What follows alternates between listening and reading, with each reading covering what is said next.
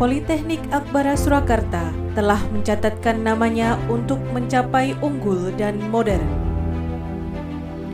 Berawal dari Akademi Teknologi Bank Darah, Politeknik Akbara Surakarta semakin mendunia.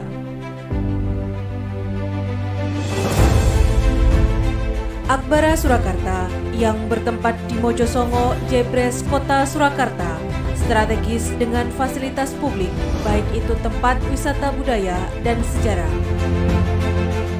tempat transportasi, serta fasilitas kesehatan yang memadai.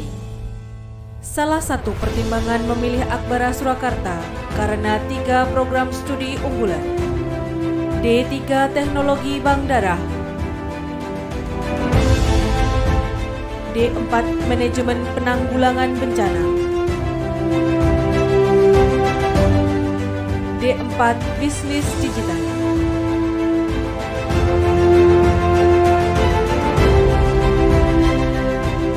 Politeknik Akbara Surakarta siap menjawab tantangan global dan tuntutan zaman. Dengan mengedepankan pendidikan untuk menjawab tantangan global, Politeknik Akbara Surakarta hadir sebagai prioritas Anda dalam memilih perguruan tinggi. Jadi, tunggu apa lagi? Segera bergabung bersama kami, Politeknik Akbara Surakarta.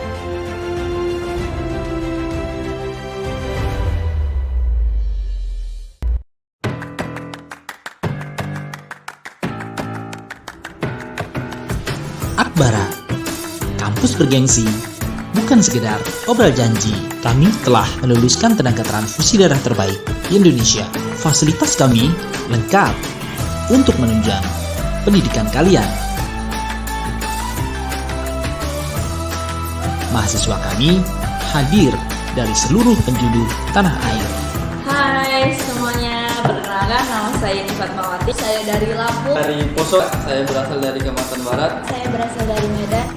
Tujuan kami semua di sini cuma satu, menjadi tenaga medis di bidang transfusi darah yang terbaik dan masa depan yang lebih cemerlang. Ayo, tunggu apa lagi? Kepoin website kami dan juga Instagram kami. Kami tunggu kalian hanya di Akbara.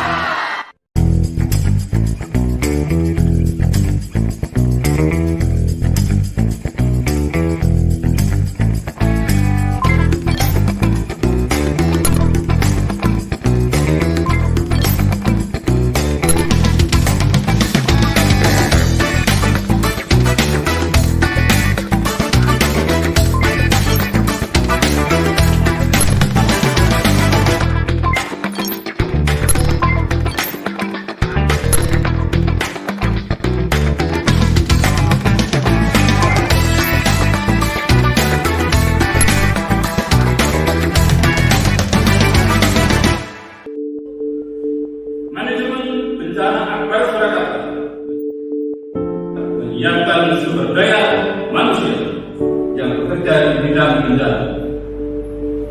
Untuk itu, kalian harus berkompeten, tangguh, dan berkarakter. Kalian siap?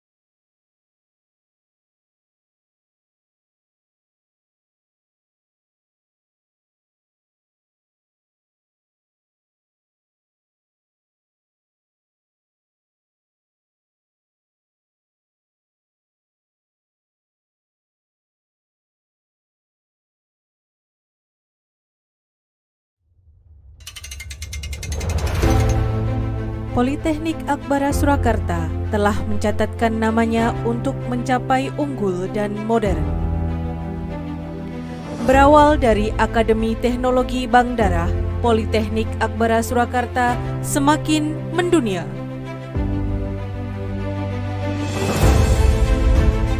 Akbara Surakarta yang bertempat di Mojosongo, Jebres, Kota Surakarta, strategis dengan fasilitas publik, baik itu tempat wisata budaya dan sejarah, tempat transportasi, serta fasilitas kesehatan yang memadai. Salah satu pertimbangan memilih Akbara Surakarta karena 3 program studi unggulan. D3 Teknologi Bank Darah, D4 Manajemen Penanggulangan Bencana, D4 Bisnis Digital.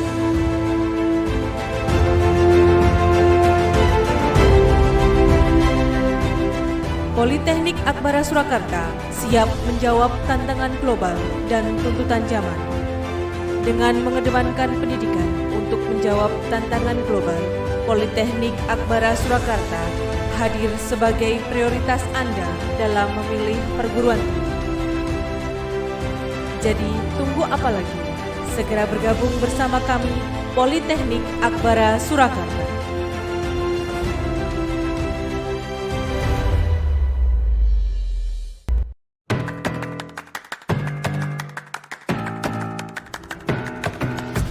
Akbara, kampus bergengsi, bukan sekedar obral janji. Kami telah meluluskan tenaga transfusi darah terbaik di Indonesia.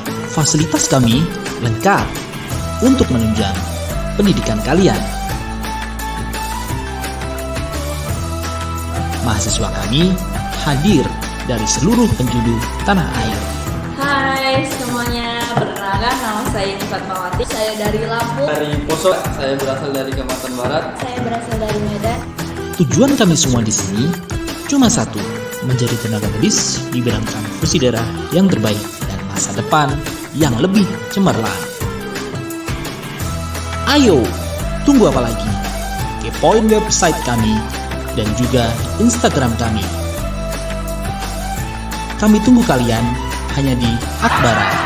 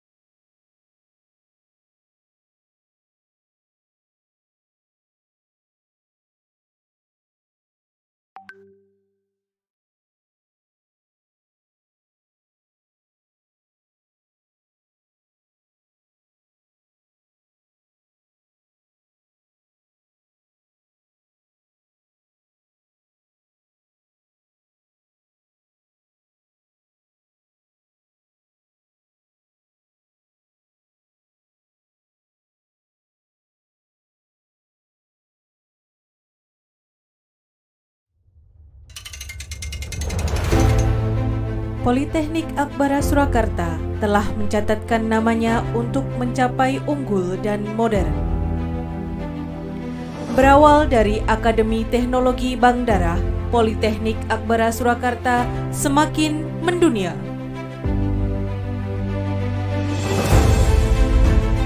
Akbara Surakarta yang bertempat di Mojosongo, Jebres, Kota Surakarta, strategis dengan fasilitas publik, baik itu tempat wisata budaya dan sejarah, tempat transportasi, serta fasilitas kesehatan yang memadai. Salah satu pertimbangan memilih Akbara Surakarta karena 3 program studi unggulan. D3 Teknologi Bangdarah, D4 Manajemen Penanggulangan Bencana, D4 Bisnis Digital.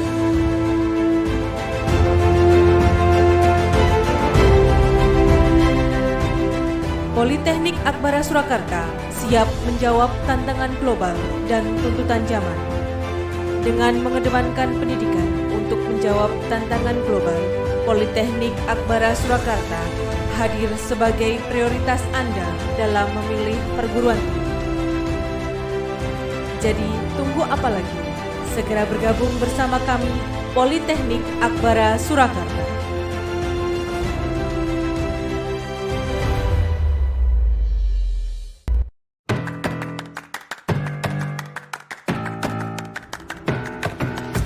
Akbara, kampus bergengsi, bukan sekedar obrol janji. Kami telah meluluskan tenaga transfusi darah terbaik di Indonesia.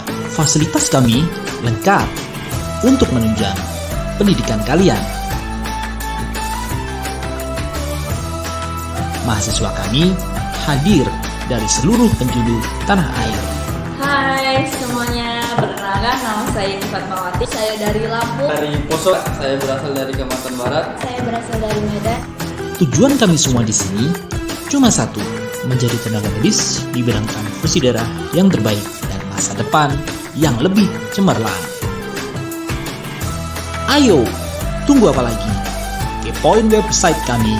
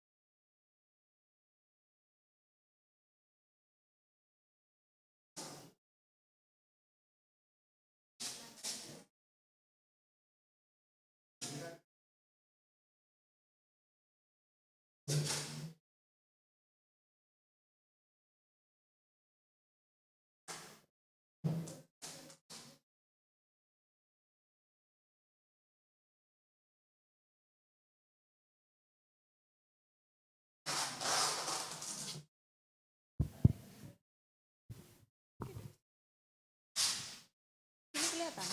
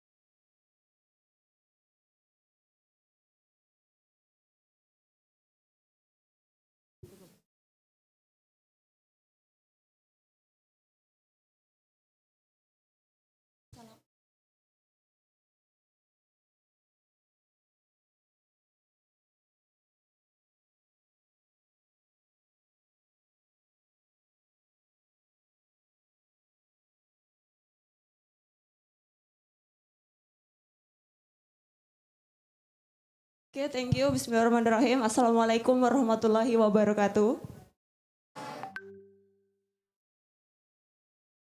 Good morning, everyone. And best wishes to us all. Firstly, Honorable Bapak Hans Railing. I'm so sorry how to spell your name. Oh, really good. Okay. Honorable Bapak Hans Railing, the President of World Apheresis Association from Sanquid Blood Supply Foundation, Amsterdam, Netherlands. And then Ibu Marga van Host. Sorry, how to pronounce your name actually? Perfect. Oh, okay. Okay, Ibu Marga. Marga, okay, Marga. From Global Key Account Manager from Sanquin Regions, Amsterdam, Netherlands. And then Honorably Bapak Dr. Tonang Dwi Ardianto, SPPK PhD from Medical Faculty and University Hospital, Universitas 11 Maret. And then our Vice Director of Polytechnic Akbara, Bapak Dr. Agus Setia Utomo. Please welcome. And Your Excellency, also Dr. Christina Rusarjani from PMI Surakarta. Welcome, Doc. And also, the respectable all participants of today's national webinar, both offline, here, and online. May I ask, how many participants today at this Zoom meeting?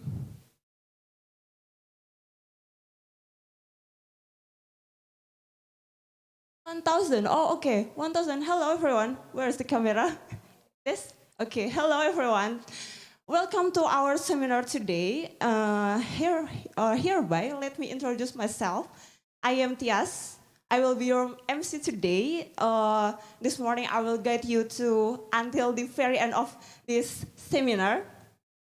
Today in this special morning, Blood Bank Technology Vocational Program Polytechnic Akbara in collaboration with PMI Kota Surakarta proudly present the national webinar themed Red Blood Cell and Antigen Platelet. Ladies and gentlemen, in this occasion, this seminar will be divided into 3 sections. The first section is opening. Further is main seminar presented by the keynote speakers, including question and answer segment. And for the section is closing ceremony. Ladies and gentlemen, first of all, let us pray in accordance with trust, respectively. Sebelum kita memulai acara ini, mari kita berdoa bersama-sama sesuai agama dan kepercayaan masing-masing. Berdoa mulai.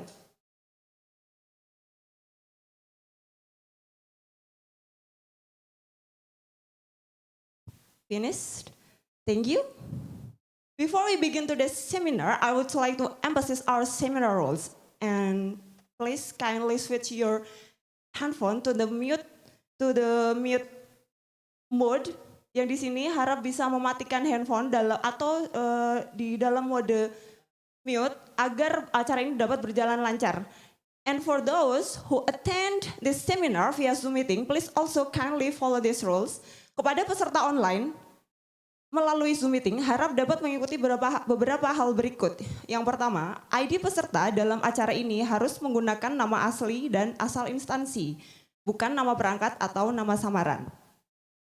Yang kedua, peserta diharapkan mematikan atau mute mikrofon selama webinar berlangsung. Yang ketiga, semua peserta baik offline maupun online dapat mengajukan pertanyaan kepada narasumber setelah seluruh narasumber menyampaikan materi. Kami memberikan kesempatan untuk 2 penanya, masing-masing untuk online maupun offline. Untuk peserta offline dapat mengajukan pertanyaan dengan mengangkat tangan secara langsung dan akan ditunjuk oleh moderator. In English only, oke? Okay? Oke. Dan untuk peserta online dapat mengajukan pertanyaan dengan menuliskan melalui chat box dengan format tanya, _nama, _asal instansi, _pertanyaan. Now, ladies and gentlemen, let us give welcoming applause first for our speakers today. Mari kita beri tepuk tangan yang meriah dulu untuk speaker kita hari ini. Okay. Terima kasih. Without any further ado, I would like to invite our moderator today who will guide our seminar, and the one and only Miss Rizky. Please welcome Miss. The time is yours.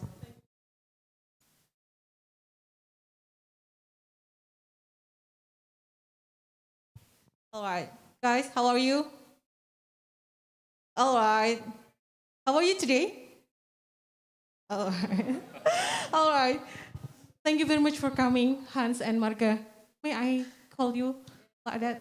Okay, thank you very much. This is such a nice occasion actually. I would like to introduce you first. This is such of a new college which is related to the blood bank vocational school. Yeah, there are a diploma course for this, and those are the students of that program. Yeah, sure. All right. And let me introduce first. I'm Rizky, and I would like to be your moderator for today. And I'm very pleased to see you in this seminar today. And hopefully, it will be an interesting and wonderful, prestigious seminars. All right, ladies and gentlemen, let me introduce the 3 of our speakers again. The first one is Hans. And the second one in Marga, yeah, and the last is Dr. Tonang. Dr. Tonang, selamat pagi. Okay, let's start the seminars. It's okay, and it will be only 30 minutes for delivering your materials. And then we would like to continue by giving the question and answer next. All right, the first one is Hans Frilling. The theme is red blood cell and platelet antigen testing. That's your materials. All right, and time is yours. The floor is yours.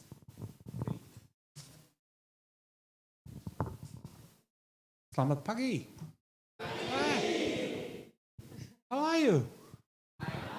Oh, so I am not too. I'm looking for. Do you have a pointer or something? Otherwise, I have mine.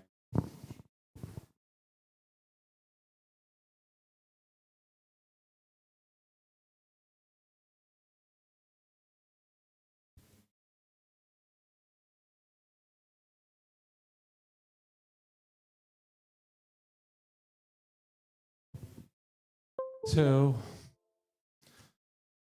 my bahasa Indonesia is ended almost with selamat pagi. Okay, selamat siang is not yet the time, I think, and not to speak of selamat tidur. But my name is Hans Vrieling.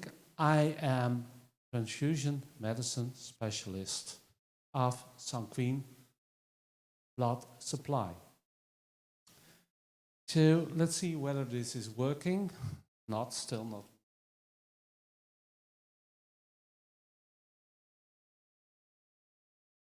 So what is sanguine blood supply?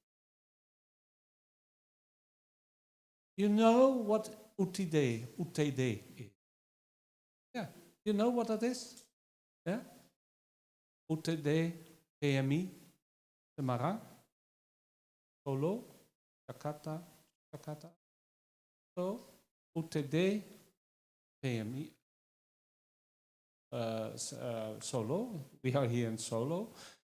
So, Solo is exactly the same as Sanguine Blood Supply Foundation Netherlands, which is nothing else than UTD, PMI, Belanda.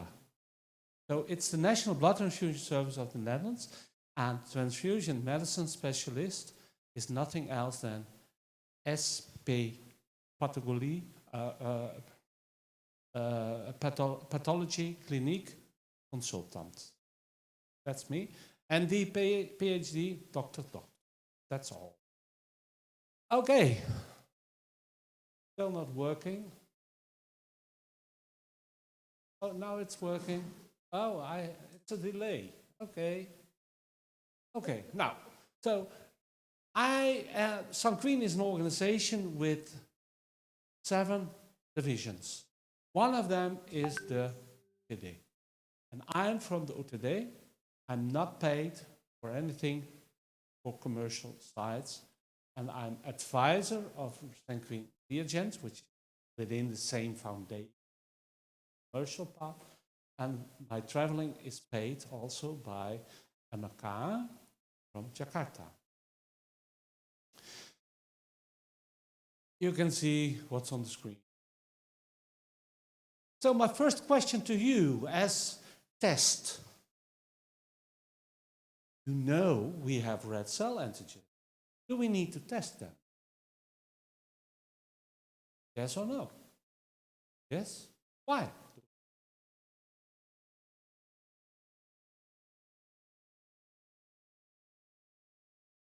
I tell you on the next slide. Why do we need to test? Karl Landsteiner discovered around 120 years ago that when he mixed his blood with blood of another doctor in Austria, Europe, that sometimes it was clotting, sometimes it wasn't clotting. And we know that's already also from 1800 so much, 1818, James Blundell in the UK, that at that moment, sometimes it clotted, sometimes it did. So we need to do testing. Yeah, first test passed.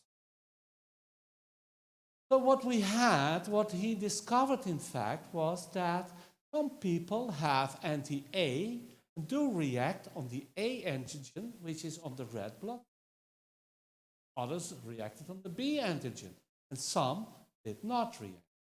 He discovered the EPO system, and he got the Nobel Prize in medicine. So,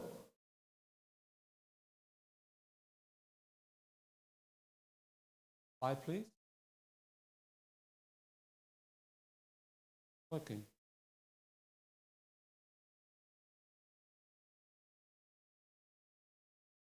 When we mix 2 units of blood, what we in fact do when we do a transfusion, and we give blood type A to somebody with blood type O, then we have a mixture A with anti-A. And what we do get is, when I see, we get in this, go to the, what we see here is that the red cells are clumping. So what we do see is clumping and aggregates. That's not what we want to have in our bloodstream. Secondly, what we do see is hemolysis because of the activation of the complement system. We get pinholes in our red cells, in our erythrocytes. At that moment, you get an hemolysis. So free hemoglobin in our blood. Next slide, please. Can you do the slides, please? Because it's not reacting. So what you have is what we are afraid of, is an intravascular hemolysis because of raw blood type. Together with the activation of the complement system, this can be very dangerous. Yes, next. So why do they clump? Because of immunoglobulins. Immunoglobulins are proteins which are made by our immune system. They stick to each other, then you get the clumping. Slide. So we need to do something. When we want to have a blood transfusion, when our patients do need a blood transfusion, we do need to have antigen testing. Please. So we need to have compatibility between our patient and our donor. So what should you do in a hospital laboratory? That's testing whether the patient can get the blood from the donor, which is being chosen here, back, taken here. So we need to know the ABO type of our patient, but also of our donor. And we need to check it, so we need to have the cross-match. We can't do this with easily put something from the patient together with something from the donor, because at that moment you can't see. Not always. So we can't do this in saline with a short cross-match, immediate or saline cross. This is not a complete. So this takes only 5 or 10 minutes. Take serum, patient, cells from the donor, saline within, cross-match it, check it, and you check. Possible. Only testing whether blood type A, blood type B or 0 are matching to each other. So you only see blood types that are having IgM antibody. Yes, please. For a complete cross-match, we need the indirect antiglobulin test. How is it working? What you see is take sample from your patient. Add red cells from your donor to it. But then, as you know, your antibodies, which could be present in the patient's serum, could pick red cells. But they don't come too close to each other to let see that there are immunoglobulins on these cells, so you need to have a help for that. How do you do this? Adding specifically immunoglobulins against human immunoglobulins, so goat immunoglobulins against human immunoglobulins. You add to that, let them incubate, so you can get the clotting. Indirect. So you can, IgGs, you can see with. Yes, next.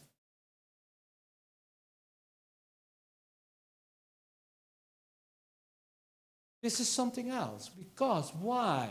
What you see is, because of the load, the electric load of the red cell, IgG is small to, but IgM you can. So an IgM anti-A or IgM anti-B will react. That's the reason that in the saline cross-match will be seen. When you have an anti-small c, for instance, will not see. That could be very dangerous. So we need to do also, besides the saline cross-match, we need also to do the indirect cross-match, so the indirect antiglobulin test.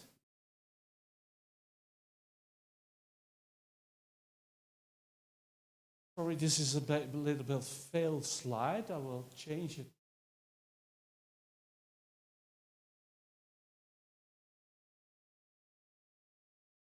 What you do see is we can use this system also in a system what we call a type and stream.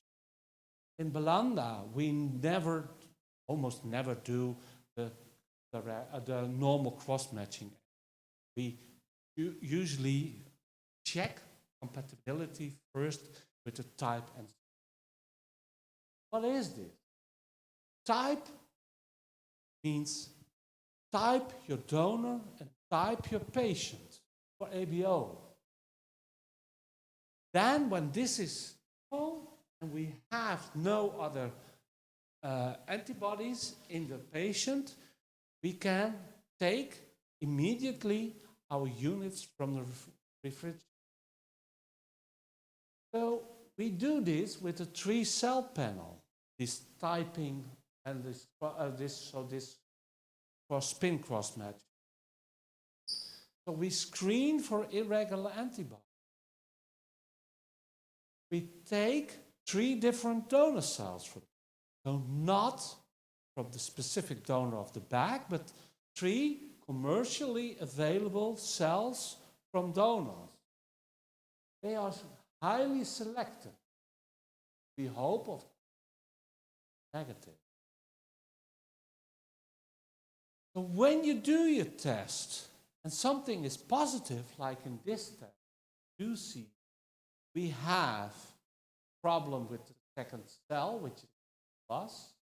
You can have, could be anti-D or an anti anti-P1 or anti-small k, an anti-A, or an But you need to know more. You know there is an antibody, so you need to know selection or to make what antibody it is, so you need an identification. Otherwise, you can never make choice for your donor. So you need another panel to find out. Other panels. This is 11 cells panel, but you have all kinds of panels available. Panels also. And with this panel, testing this patient again, we find here that the only possibility which is left is an anti-big. And as you probably know, this is one of blood type. So this anti-big E can cause big transfusion and can cause difficulty. What do we know about antibody? We have the regular antibody and we have the irregular antibody. The regular antibody is something we all have. Everybody here. No exception. What does it mean? The natural or regular antibody is caused, or is the antibody directed against the blood type A or the blood type B. A or the B antigen words. And they come up already very soon, within 2 or 3 months, and sometimes even before, after the birth of the child. So at that moment, and why is that? Because the child is ill, the baby is ill. And what you do see is that blood type A is with this green sugar on it. It's only a very small antigen with the green sugar and acetylgalactosamine. And when you have there the galactose sugar, then you have blood type B.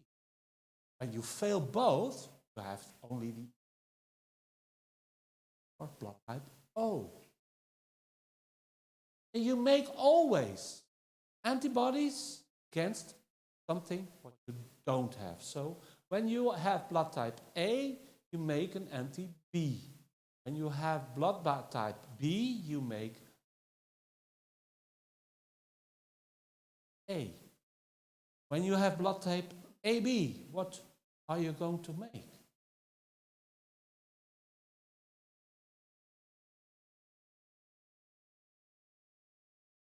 You have the A, you have the B, so you don't make anything. Exceptions, there are some exceptions of that, but usually the AB blood type has no antibodies against the A.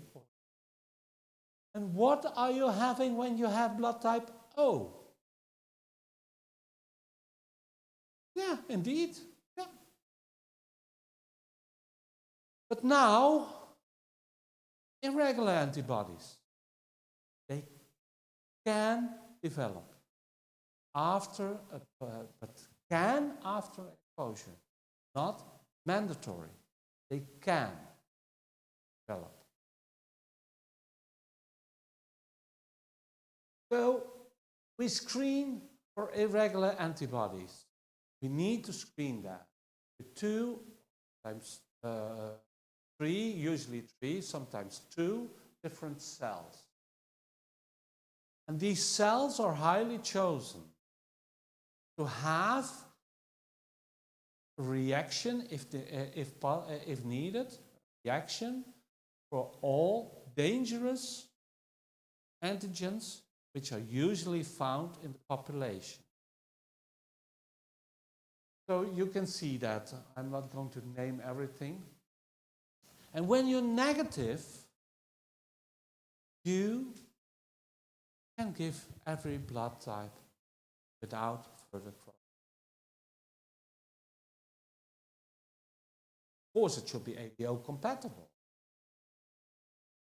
Why do you develop antibodies? Regular. Blood transfusion. Of pregnancy. Organ transplant. So, This result is possible or is valid, in fact, maximally 3 months. But when you are a female that has had pregnancy, usually they say it's 70 hours. Blood transfusion.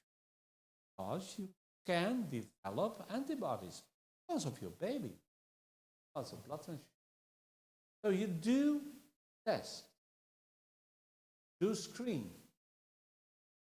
So one question. Shall we give a prize for the person who gave the right answer? Yeah. Yeah. We gave a pelican. The front. Who knows how many red blood types, blood groups we have? But you have you have many. How many? Oh. Let's take only from the students. All right. And I'm sorry, people on the screen or on the computer. How many? Let me give you.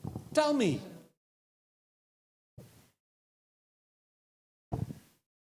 Okay. All right, guys. This isn't a flying pelican. John, how many? Who wants it? Who knows? Who knows? Yeah. Berapa tipe? Yeah. Okay, David, just come. Stand up, please. Say it in bahasa Indonesia. No problem. Yeah. Would you mind to repeat your questions? How How many many? blood types do we have? Yeah. How many blood types do we have? Berapa banyak? 4. What are I get a they? pelican from you. What are they? Okay. But we have some more. Oh. Very few. Oh. How many blood types do we have? Okay. How many blood types? Another else?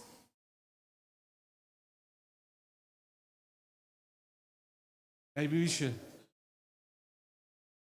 How many antigens do we have? All right. How many antigens do we have? Exactly. Yo. I'm already Kalau tadi satisfied blood with, types, dan sekarang with blood antigen. types also. 47 blood types. That's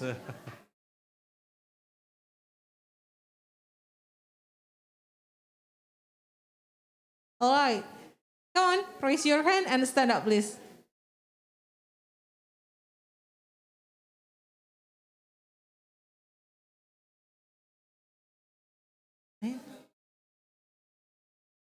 Okay, come on. Belakangnya David. Ayo. Yeah. What's your name? Dina. Dina. Dina. Yeah. Sorry?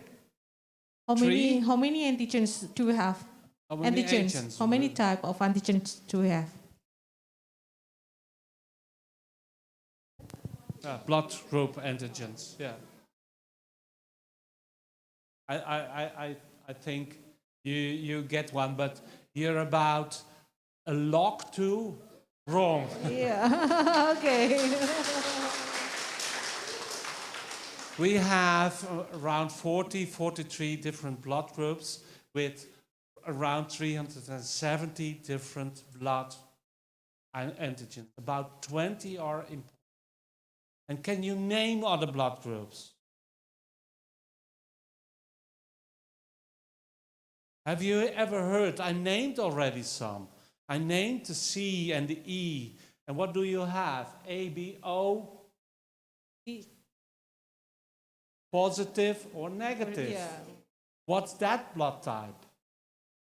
Blood type B. We have also the E. We have the big E, the small e, small c, the big C. We have the Cal, we have the Solana, we have the KPA, we have the KPB, we have the Duffy A, the Duffy B, Duffy 3, Duffy whatever, Lewis, Lutheran. So we have a lot of blood types. And these are the most important, what you do see. So ABO is only, and the AB with that is only 4 of the 370. And you can make antibodies against all of them. We have only already about 40 different D blood groups. Marga will tell more of that. So why should we do this? Why should we test it? Yeah, they develop because of antibodies forming, because of the pregnancy, because of the organ transplant, but also because of diseases. When you have a tuberculosis, the mycoplasma infections, you can have specific antibodies against blood type antigens. They can also become spontaneously. So, need to check. Really need to check. So, again, is this needed? Yes is my answer. Yes was your answer already. So, why is this? What is going on? We need to look at these cells. What are they? Are they? What are these cells? Erythrocytes, indeed. We need to look at the membrane of the erythrocyte. And when you look more in detail, you will see that it's not a smooth side. It's a lot of antennas sticking out. And every antenna has an antigen function. So you have on the surface, you have going through spirals, going through up and down, up and down, up and down. You have everything. So you have a lot of them, and they have all a function, although we don't know of every blood type what the function. From some we do know. So these are blood types. We have 43 blood group systems with more than 370. And about 20 are important for you for the daily practice. So, how are they? What are these antennas? These are sugars, these are fats, these are lipids. Everything what you can imagine, what is on the red cell, is one of the blood types. So, as said, blood type A, B is very similar to what structures which are on bacteria, what you have in your gut. So, probably this is why we have already these regular antibodies on. So, others look others and are more complicated. So, we need to test them all. We need to test only least ABO system, D system.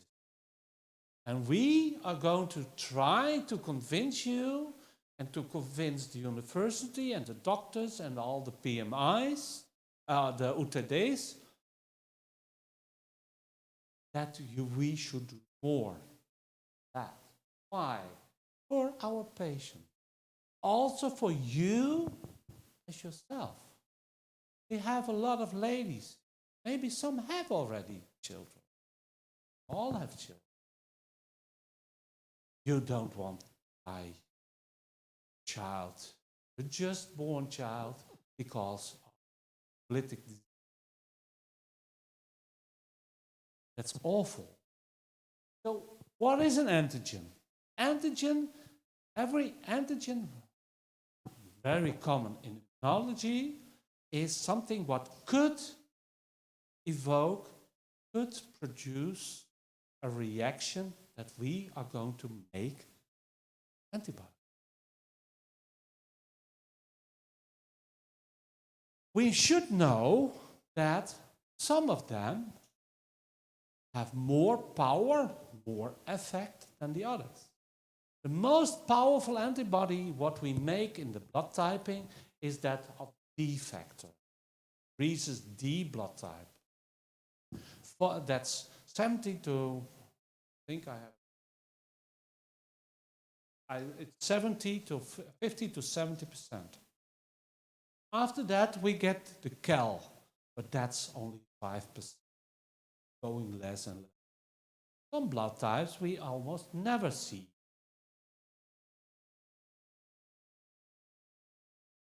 But also, I could make an antibody against something. You're not, because I'm a high responder. Also a possibility. Also, what the effect of the antibody will be could be different. Can be acting in myself different. Also, it's variation of it's an IgG or an IgM. And gives it complement activation or not. So we see very rare, no symptoms at all, to very severe reactions followed by the death of the patient. Fusions. So we don't want to treat. We want to save this patient with not kill. And we want to save our child. Kill our. Also, in sickle cell disease, for instance, it's a you're more probable when you have sickle cell that you make antibodies than in other diseases, other persons. So it's depending on a lot of things, whether you make your antibodies or not. And when you made already an antibody, you have much more chance to make. So when you want to do something, we need to look at what are you having or what are we having. That's not racism, but some races, other prevalence than other races. I'm from the Caucasian race. We have 70% of our D negative. Your population, 2,000. So there is a huge difference in prevalence between the populations, and Marga will show more data. So what you do see is that the D factor, for instance, Caucasians 85%, Asians more than 99% positive. Others, the Cal, for instance, 9% in our population is positive. Asians is very, very unimpacted. Others vary. Some don't know population, aren't they? Right. Dr. Ria from PMI Joe in Jakarta has written a thesis on it. So my message is, don't follow us. Follow your own population. Don't follow the Americans. Follow ourselves. Follow yourself. Know what's in your population when you want to test something. Don't go blind into everything. Go for what you really need. So you have mild to severe reactions. Also no reactions at all, no severe, but also in the baby. Because the baby can be already dying when baby even isn't born. And you want to avoid that. We all want to avoid that. So we need to be aware of that. So Duffy A, for instance, also. And we have no not one on our chromosomes, but the C and the E are always matched in the same chromosome. So we have a combinations of that. Also, specific combination. D is present or is not present. All others, there is some. So, combinations. Because you get something from your father and mother. And when you want to go to the most prevalent antigens that give antibody formation, especially avoiding that they are going to form, you need to look at them. So we have fear for the acute hemolytic transplant because it's severe, can cost you your patient your life. Also a delayed 10 to 14 days after the come back with it. So one of the most prevalent antibodies in your population is the anti-big E. So when we have that, it could be made by 90% of you. So 7 of 10 of you are able to make an anti-big E. So how to avoid that? When we look, so we need to give, also to look at, when we need to avoid anti-big E, check for it. So, information, blood transfusions, and we need to avoid that. So we need to understand that also how often culture. So avoiding the sick baby, for instance, you females feel that. You want maybe. Don't want baby to. So we want to avoid that.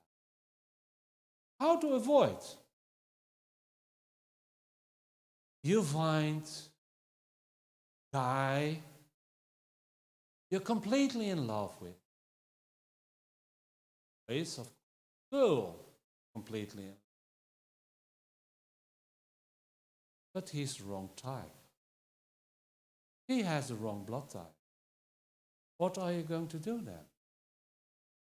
Say no, take the ugly guy, don't love at all?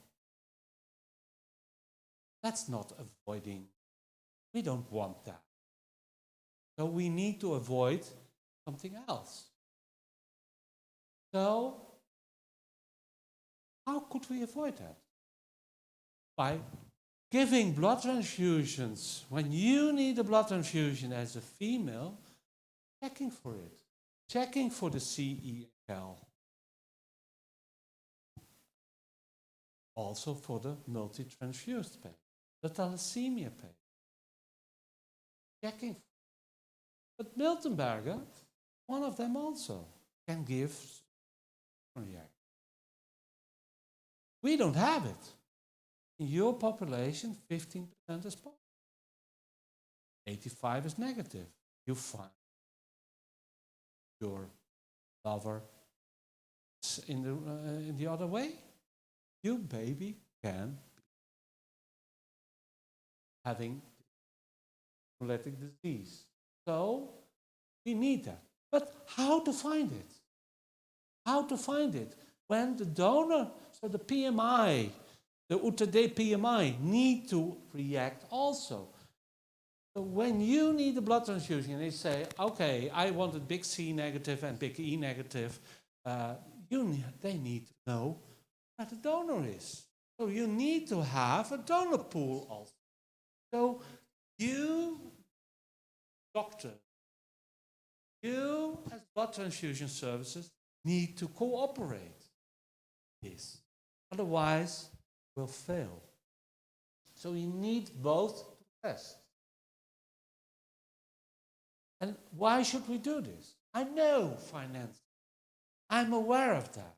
And when you look at the economical way, Indonesia is a country of a middle income, lower part of the middle income country. But your health service that good that when you incorporate this low income with the high health services you have in Indonesia, you have another index on that, the Human Development Index. And in that, Indonesia is one of the high level countries. I can show you, you see, not completely dark green as, but it is darker green remain. So it's a high income country. So my conclusion is in that it is advisable to test for CL and in female donors of the childbearing age, so up to, and also do this with donors. Also, your patient, of course. And when you want to continue with that, come in a cycle that you can think over to the fee, for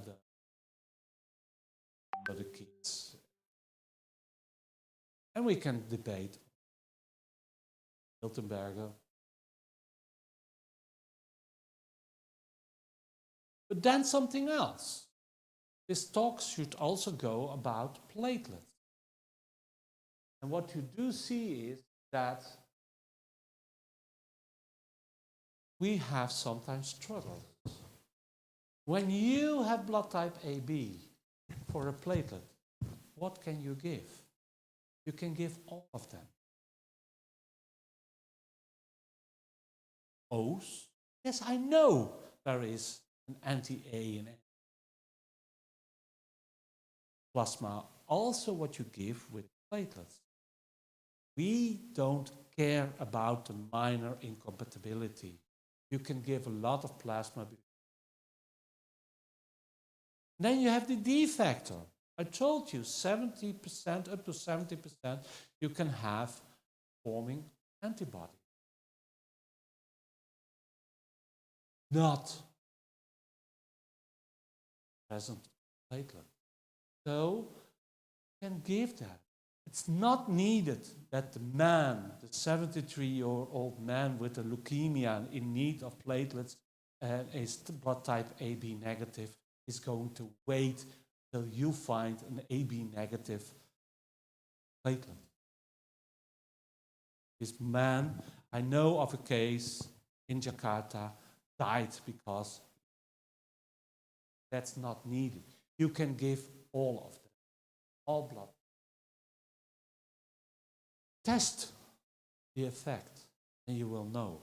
Test what is the effect. So it's very easy, not that difficult. What is the starting platelet count? What is the finishing platelet count after the, and how much cells are given? Expected count.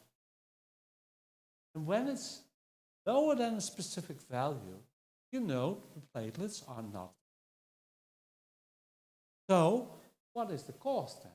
This is usually HLA. Can be also diffuse interfacial clotting. Can be a sepsis. It can be also the big spleen. It can be a lot of things, but it's when it's immunology,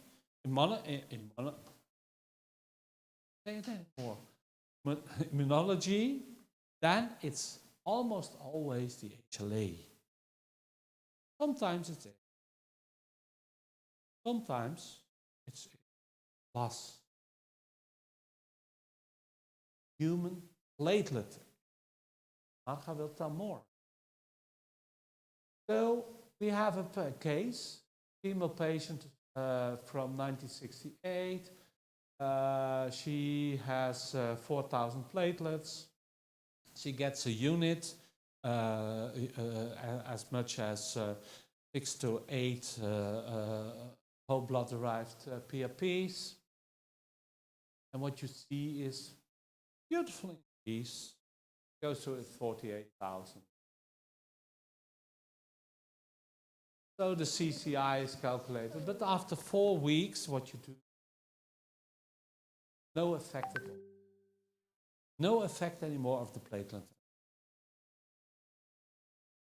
This could be the antibodies, usually in females. Why? We had talked about the children is not only you, half of the other half is coming from the partner. So your child is not, for the half, it's a stranger for you, so you can make antibodies against your child.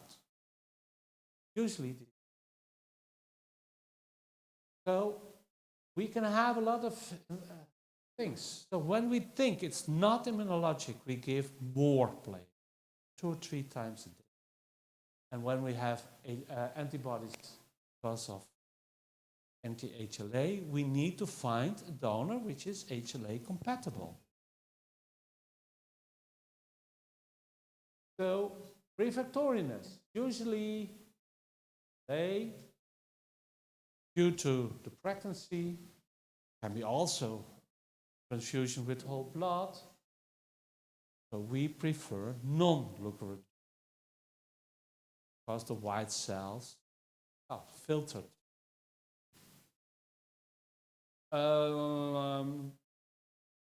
Organ transplants, of course,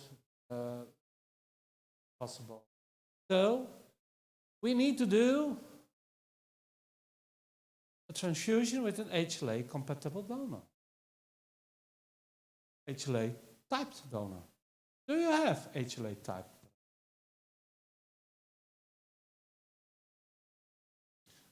I can only hear one word coming from your minds, and it's named PDAC.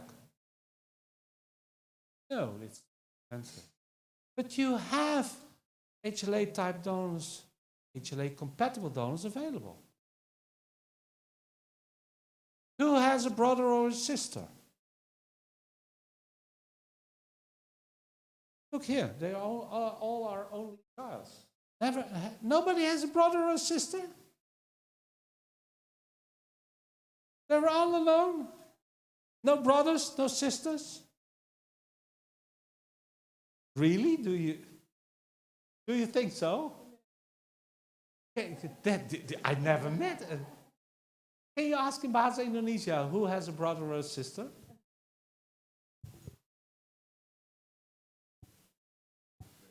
I think almost all. Yeah, semuanya punya saudara kan? Yeah, Of course they have. So your brother or your sister is almost equal to your HLA sister. So take your brother or your sister. Ask for brothers and do apheresis. Whole blood is not of use. You can't take that much whole blood from one person. So use brothers and sisters of your patient. Brothers and sisters, sometimes a mother or a father when it's not enough. Of course, not the partner. You have your antibody class of you.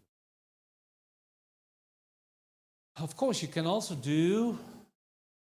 hope for finding a random donor. But big choice. But you can find them. How to find the correct donor? Doing platelet. That's possible. I will tell some. So in conclusion, HPA antibodies, we will find 5 to 10% of the patients are refractory. The remainder is HLA. And do a cross-match then at that moment for finding type. And in the future, you can work on type. And with that,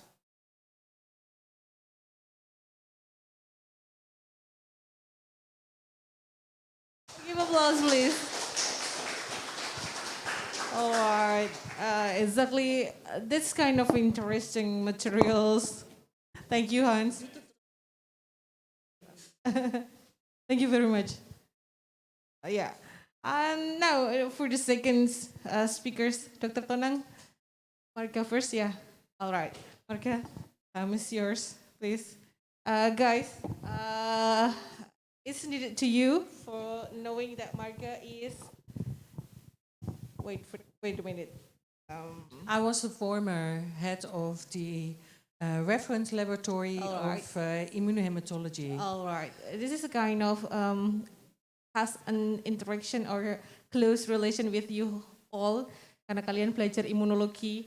This is the best, speakers, yeah, will deliver related to the immunology. Yeah, immunohematology is just my thing. All right. Hematologi, imunologi, beliau pakarnya. Okay, time is yours. Okay, thank you. Let's start.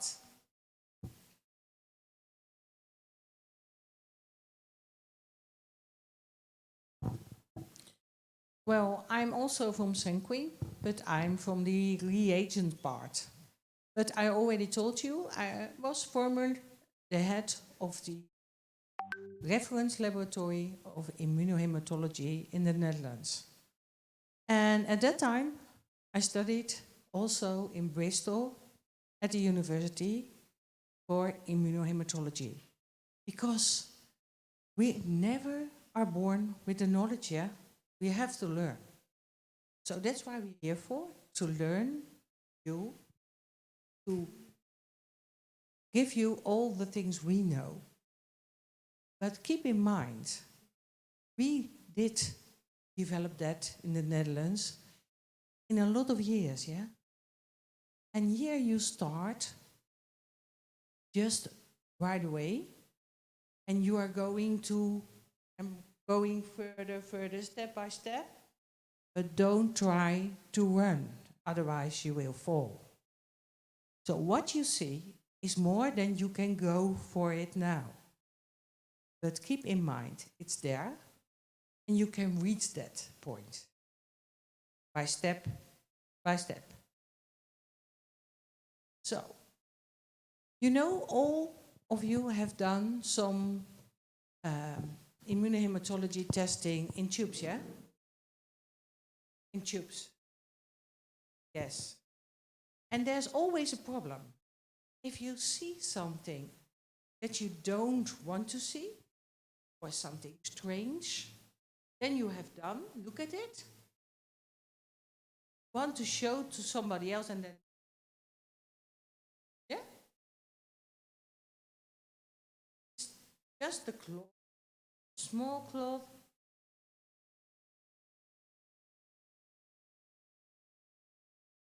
Because it's gone. So we developed for that cards. Cards are so easy for us because you can show what you've seen to everybody. You can make pictures of it, and you can also show it to everybody else and talk about it. What can I do with it? How do you see it? And what is the resolving of this problem? Well, this is how the card sees. And there's a system in it. We also work with the IgM and the IgG. And of course with the C3D. And it's an immunofixation principle that's sitting in a card. So what is the principle there? There is a density medium, and in it is an anti-IgG, an anti-IgM, and an anti-C3D. It's already in it, it's all prepared for you. Well, there are in the system, in every tube, there are 3 departments: the incubation department, the high density department, and of course, the cephalosid gel matrix. When you look in the incubation compartment, you see you have to put in there what you normally do.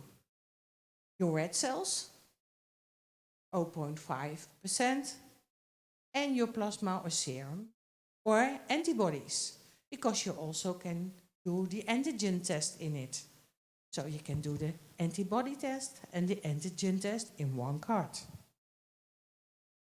You always have to put first your red cells, because if you put on that your antibodies, they're already going along all those red cells.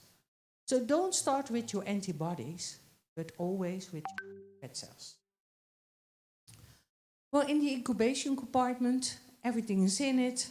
Then you can centrifugate it, and it comes near the high density medium, and therein there are the antibodies. When you have sensitive cells, they pointer here. Oh yeah. You can see here there's an anti-IgG, an anti-IgM, and a C3. So you can close. Also, is there an anti-IgM? Because IgM is big enough, isn't it? So why should there be an anti-IgM? Can anybody tell me? Nobody? IgM, guys. IgM, IgM. the big one with the 5.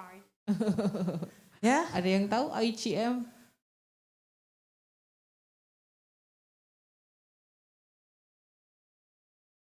Alright. Ya, ada yang tahu? IgM, ada yang tahu? So try me. Alright, I think that is... Nobody is born with the knowledge I already told you. So don't be scared to make mistakes. I made many. And otherwise you don't learn. When you are going to walk, you have to fall down very many times before you can walk properly, yeah? So don't be afraid to make mistakes when I ask you something, yeah? It's okay. Okay. You may have delivered in Indonesia and I would like to help you to translate it. Okay. Maybe. Is it okay? That's okay. Iya. Kalau teman-teman mau ngomong aja tapi bahasa Indonesia nanti dibantu untuk kita translate. Well, why do we have there also anti-IgM? Because some of the IgMs are not that big as the IgMs we have with the ABO type. We also have IgM and IgM in antibodies that's still small. That's why there is an anti-IgM. Otherwise, you couldn't get a good cloth. Yeah, it's too small. So when it's in the high density medium, you have to centrifuge again. And then you see the cells are on the top of the gel matrix. And they only stay there if you do it's like this, and they only stay there when they are large. So when there's a big clot, they stay up, and when there is no clot, so no sensitizing, then you can centrifuge them down, because all those balls are in those Cephros matrix, and when there's a clot, cannot go through. Yeah? That's how it's working. So the non-sensitive cells after centrifugation are below.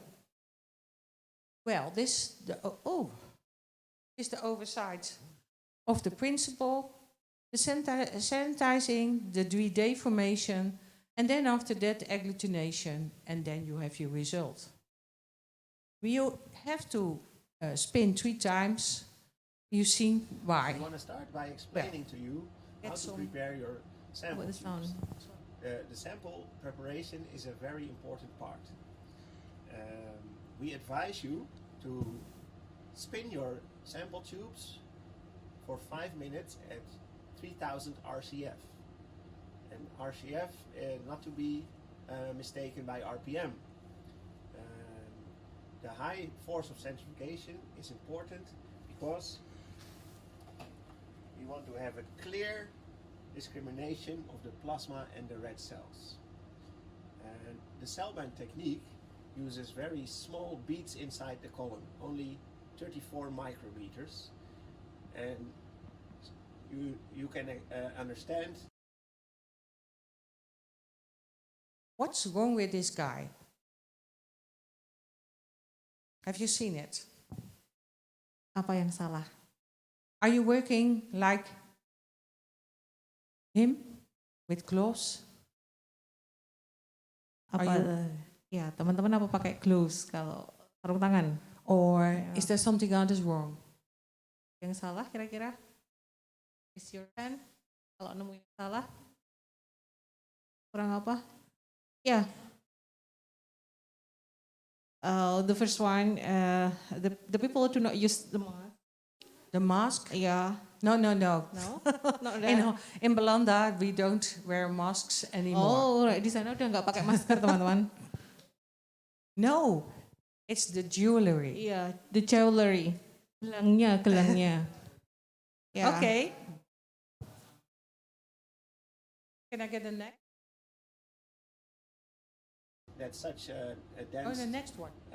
matrix is easily clotted Kill this by one. any debris from the Next slide. Yes, thank you. Next, we want to give you some. And the next one. For the cell bind protocol, we use a 0.5% cell suspension of sample cells. And here you see the manual method in the gel Demonstrate cards. how to prepare such a suspension. For this, we need disposable pipettes, our modified cell bind list solution, some hand pipettes, and the tips. First, we want to remove the plasma from the sample tube. See, We do this this jewelry with is caution okay, and yeah? very carefully, not to aspirate any of the white cells or the thrombocytes from our centrifuged tubes.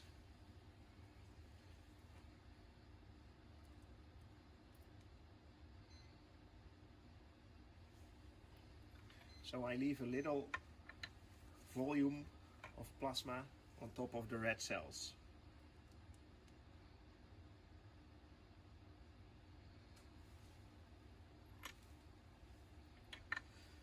Next, I will add 2 milliliters of cell bind Liss. So we're adding Liss, yeah, Each of the reagent to make tubes. the solution of 0.5 1 erythrocytes. milliliter.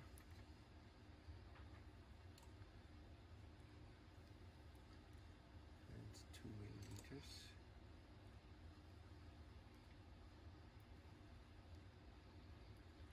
So what we want to do is we want to add 11 microliters of the sample cells to 2 milliliters The rest we can skip, of yeah? the cell bind Liss.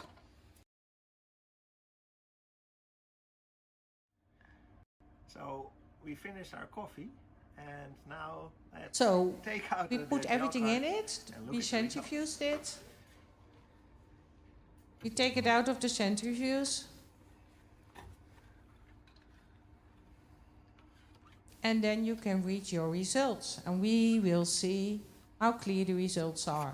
We've taken the cards from the centrifuge, now ready. I think To you read the already can results. see it. Yeah? First look at the first 2 patients. And this is Here we much see more a easy, clear I think, than your Results for tubes. the A and the B and the D. Because A and everybody B are can see negative, right all the cells away are in the bottom, what you have done. and for what the NTG, results all the are. cells in the top. You can Two talk negative about it. results and 1 And this positive one is, result. of course, it's So only the group of AB. This patient G. is O positive. Okay, Same rest of goes it for we can patient skip. number 2. A and B are negative.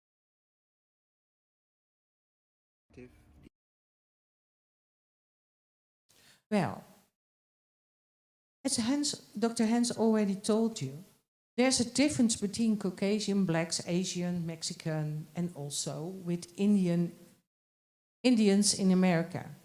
And as you see here, they are not A, there are no Bs, there are no ABs, they are 100% O. So it's always important to know where people come from, because there's a difference in our DNA, yeah?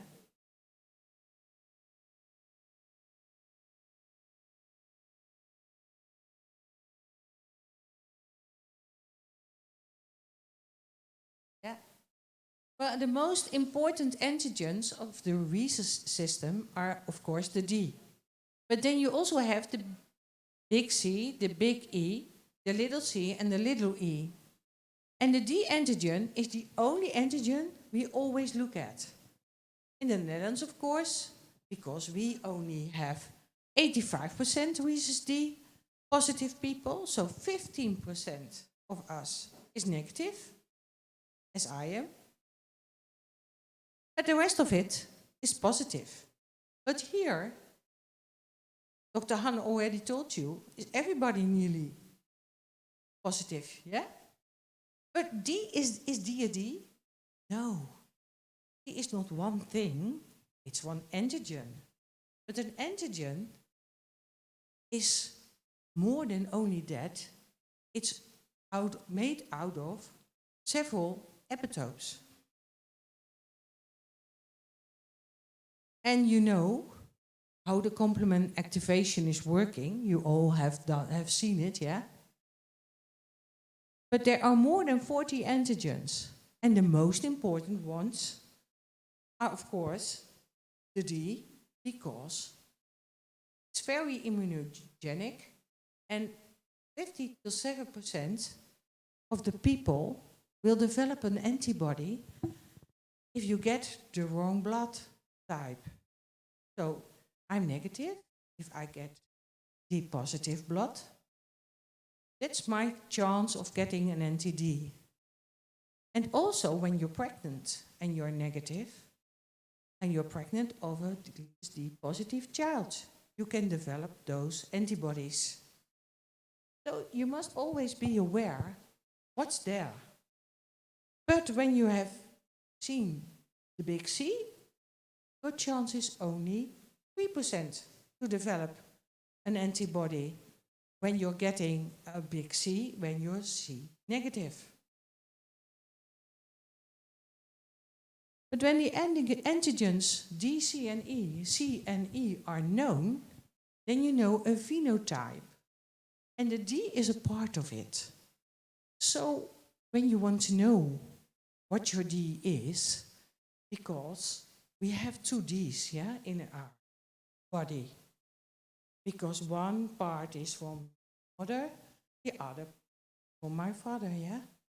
So I can have a big D and a small d. I can have big D and a big D. Or have little d. But you don't see that. We only look at one. Because when it's there, if you have one big D, you are D positive. And you don't have any big D, you are D negative. But we don't look at that anymore because it's not necessary.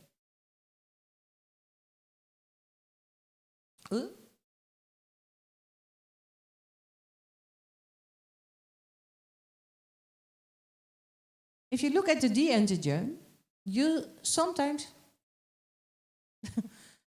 you see that your D is not a 4+ in your tube. It's positive, but you don't see a 4+.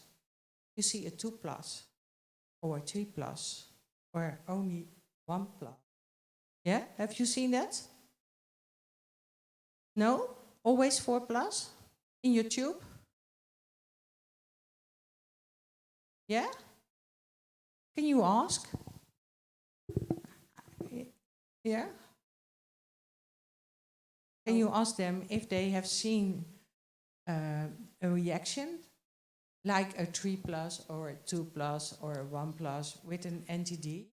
Oke, pernah nggak lihat reaksi dari antigen gitu? Ya. Ketika pengujian pernah lihat. So no big reaction, but just Apakah a pernah small lihat big reaction? Jadi ketika kalian lihat pengujian, apakah pernah lihat yang terjadi reaksi besar gitu atau hanya small reaction? None of you? Well, yeah. Actually, it happened in the hospital, yeah. Yeah. Yeah. In the hospital only, but in the hospital. yeah. Okay. We don't exactly have prepared for it. Okay, well, when you see that in the hospital, then it can be a weak D or it can be a partial D. So you have to know where you look at. Because when it's this one, you don't get a problem. When it's that one, you can get a problem, yeah? And why is that? Well, if you have a weak D, you have the whole D on antigens on you, erythrocytes. And then it's okay, because you cannot make an allo anti-D. But if you have a variant, and there are 40 different epitopes and 28 rhesus D variants already detected, then you see that you can make an anti-D.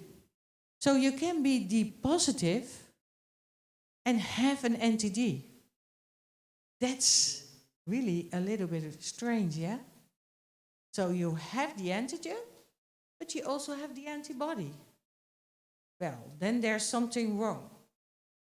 And it looks like this. You see, here there is a negative, here there is positive. Here you don't see no antigen D on the surface of the erythrocyte. You see normal amount of the antigens, and here there are less antigens. So you can get a weak reaction. By this is something else. You see, a part of the antigen is disappeared. Yeah, okay. And is changed in something else. Well, when you transfuse this normal D, this person, he will not make any antibody. But if you transfuse this, he will make body against this part.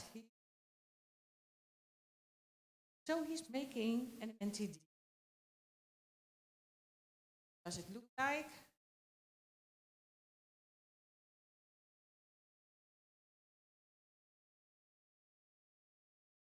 This is the epitope model. You can see that there is with the D3, like here, all the epitopes are there. But if you look here, with the D6, there are missing epitopes. You already heard about the D6? Because everybody is testing that. It's in the reagents already. If you look at this, you see there are parts missing. And so you can make, if you are like this, and you get this one in your transfusion, you can make an antibody against this and this and this. And you don't want to have it. So be aware, if you ever see a small reaction in the D, in the hospitals later, or in the blood banks, then it's important to look what kind of D is this. And you can do that with polyclonal and monoclonal antibodies. And then you can see the differences. I leave my presentation here so you can also look at this, and maybe you can look at that better if you have the time, yeah? Well, if you look at this, you see also the rhesus D, C, E, and CE. And you see when there is a complement binding reaction, so that's very important, transfusion reactions, and also the prevalence of the antigen into the Asian people. And then you also, as Dr. Hans already mentioned, the big E could be a problem. So it's important to look at that. More important is, when you are going to transfuse people, you have to do the direct and the globulin test, yeah? Do you do that? Yes? Yes. Okay. And you know that when you're doing that, you look if there are antigens or antibodies on the antigens, yeah? And the antibodies are for the patient, the antigens are from the red cells of the donor. But you don't want to see them if it's an IgM, because IgMs don't work in your body. IgMs are only reacting at what temperature? Ya, IgM bereaksi pada temperatur berapa? What temperature?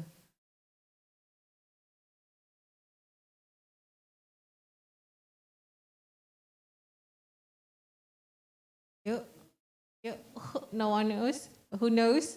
Who knows? Ya, IgM bereaksi pada temperatur berapa? Okay, just try. Ayo sampingnya Dina. Ya. Ya, IgM bereaksi pada suhu berapa? Reni, Pak Reni.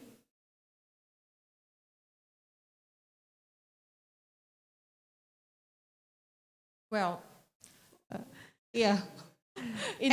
Actually, they answer in the room temperature. room temperature. Yeah, That's the room- right answer. Yeah. Yeah. But how do you perform your ABO test? What kind of temperature do you do that? Also room temperature. Yeah? So normally you have to do your ABO and your direct and the globulin test, yeah? And your screening. But it is not necessary if you do that in the cards. Because then right away, because your control has to be negative, and when you see a positive reaction in your control, you know there's a positive direct antiglobulin test.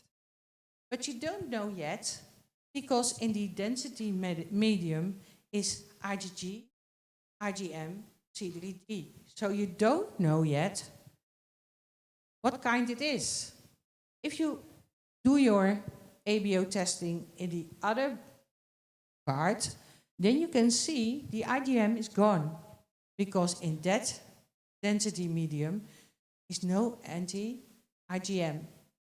Yeah? And then you know that antibody isn't relevant.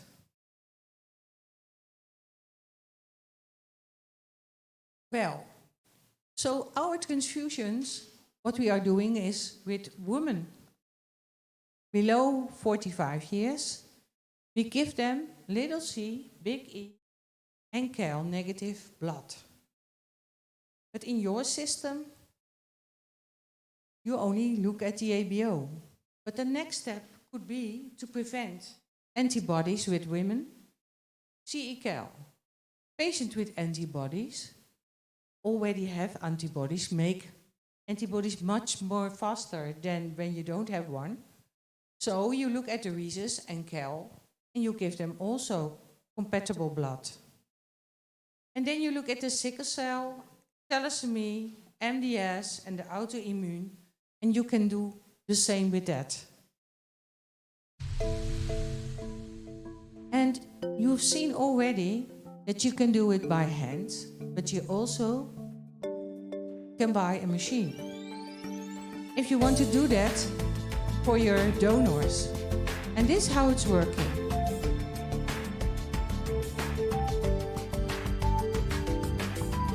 You see, there are the cards. You put them on the machine. You choose your the reaction you want to go to make.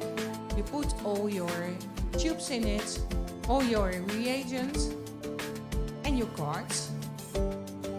And there's a camera on board who can read. It's pipetting like this. The machine is putting the cards into the incubator, and it's depending if the incubator is going to pronounce heat or not. Because if you're doing ABO, you can do that on room temperature, so you don't need to incubate. But if you do the IgG screening or the identification, then you can put the heater on, and it's just right away into your program already done. So you don't have to push a button or something like that. No, it's done right away. So you can do a lot more than when you do this by hand. And if you have really, really a lot, it doesn't. Can I get one? Next one? Oh no. Next one, please.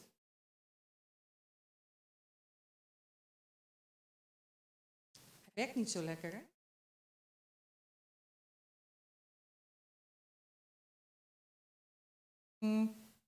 No. Well, if you look,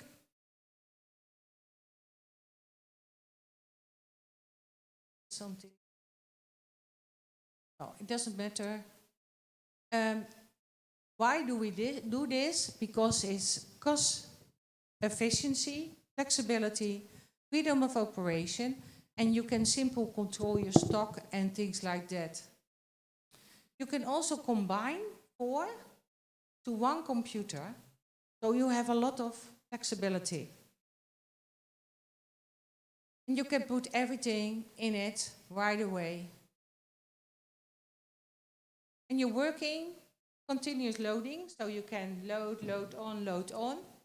It's random access, and you have a lot of them. And when there's something inside it, it's broken, because there are spare parts enough. This is how you work by hand. You have your workstation, centrifuge. And there's also the mass spot testing.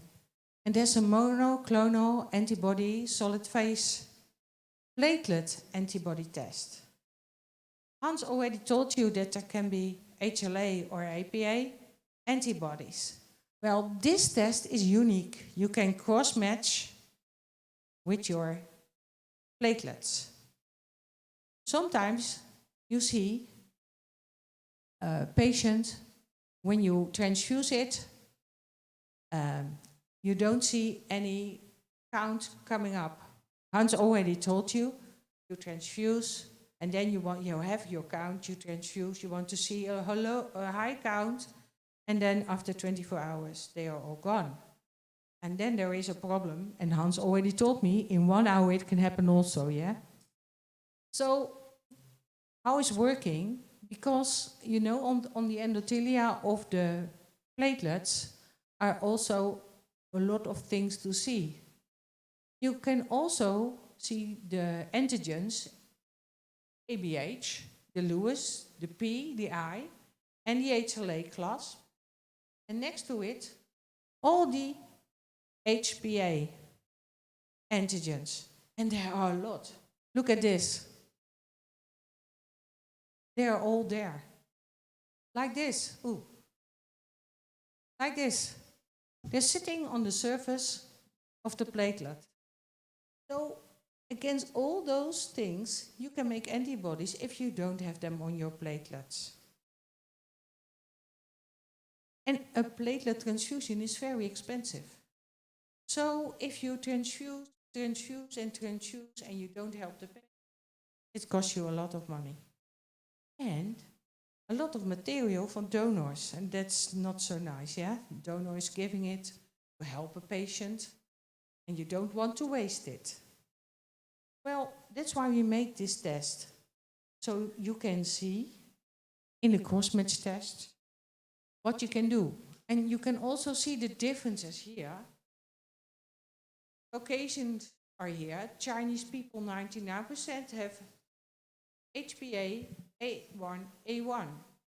And in the Indonesian people, only 98. But there are some differences. Look at the 1A, 1B. There we have 26%. In the Indian, only 2%. If you're looking in this, so you don't must look also there. Where does somebody come from? And look at this, also differences. Well, platelet transfusions are made for the patient to prove, yeah? But 28 to 44% of the platelet transfusion does not produce an appropriate increase in the platelet counts. And the increased risk of morbidity and mortality, but also longer hospital stay and higher costs are made if the platelet doesn't function. Now, how can we see it like this? Sometimes when there is a refractoriness, it's caused by sepsis, fever, active bleeding. But the rest of it is immune caused. And there you can do something. If you look at the antibody formation against platelets, it looks like this. Well, it's a solid phase technique. So you have a plate that's already coated. You put in your masspot, and then you put in your patient's serum. You centrifuge and wash. Then you incubate for 30 minutes. Add anti-IgG, like you do also systems. And then you add the masspot indicator red cells to read your results. And it's just as easy as you're doing that into your tubes. You can see your negative, your positive, and your weak positive reactions. Well, the patient needs platelets. The lab can do the masspot test. And the patient is transfused with cross-matched, compatible platelet units. So it saves a lot of money. It's easy to do. And you don't want to have a child like this or a child like that. And that's also very important when women are pregnant, that they get the right things, yeah? Well, it's similar to the red cells, cross-matching. It's like this, but I told you already. And I leave the presentation here. But there are also publications about it, and maybe it's important for you to read those, then you know better how it's functioning. Yeah? That's it. All right, give applause, please, for Marga. Okay, thank you very much, Marga and Hans, actually, for the nice and inspiring materials in learning. Yeah, the last one. The last speakers from Indonesia, especially Dr. Tonang. Yeah, thank you very much for coming, and thank you very much for the opportunity. All right. Yeah.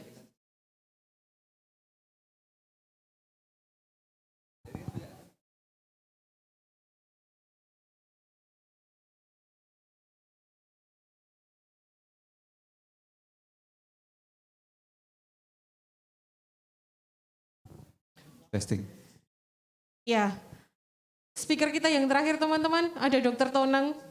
Ya. Would you please? Beliau dari UNS. Let me Monggo. first open with the Indonesian. Selamat siang teman-teman sekalian. Nah gitu, semangat gitu loh ya, semangat gitu ya kan. Biasanya pagi gitu kan ya. Nah, oke. Ya, tenang aja ya. Baik, saya akan mulai prestasinya, dan karena ini dengan beliau itu bahasa Inggris ya. Yeah. Tapi masih kalah baik sama dosen penjelasan tadi, bagus Inggrisnya bagus semua. Oke, thank you. Yeah. This is a very special occasion to be with Mr. Hans, or should I say Franklin or Freeling or Mr. Hans, okay, and Mrs. Mada, okay. Dr. Titis hope that I will present how the Solo Red Cross, saya sebut tadi Solo Red Cross in dealing with the blood donations during pandemic COVID-19. I try to make it a very, very popular type of CV. I hope you like it, okay? And if you want to more, please just open my social media. Okay? Fine. Can I? Okay. Why? What happened? Did I touch something? Or there is an invisible thing ruling us? Wait a minute. Okay, that's okay. Okay. So my topic would be just about how this PMI Solo Red Cross in dealing with the blood donations during pandemic, COVID-19 pandemic. Okay, forget it. Today, COVID-19 pandemic has been slowing down. But just before this meeting, we are sure and we agree that it would never be clearly end. It would be something endemic, such as like dengue or maybe malaria. So please never hope that COVID-19 will gone. It will be among us, but in a controllable scale. That's what we rationally hope for the next. Okay? Oh, okay. So what I want to tell you today is about how this COVID-19 pandemic influenced the blood donations activities mainly in Solo Red Cross Band. Should I start? Okay.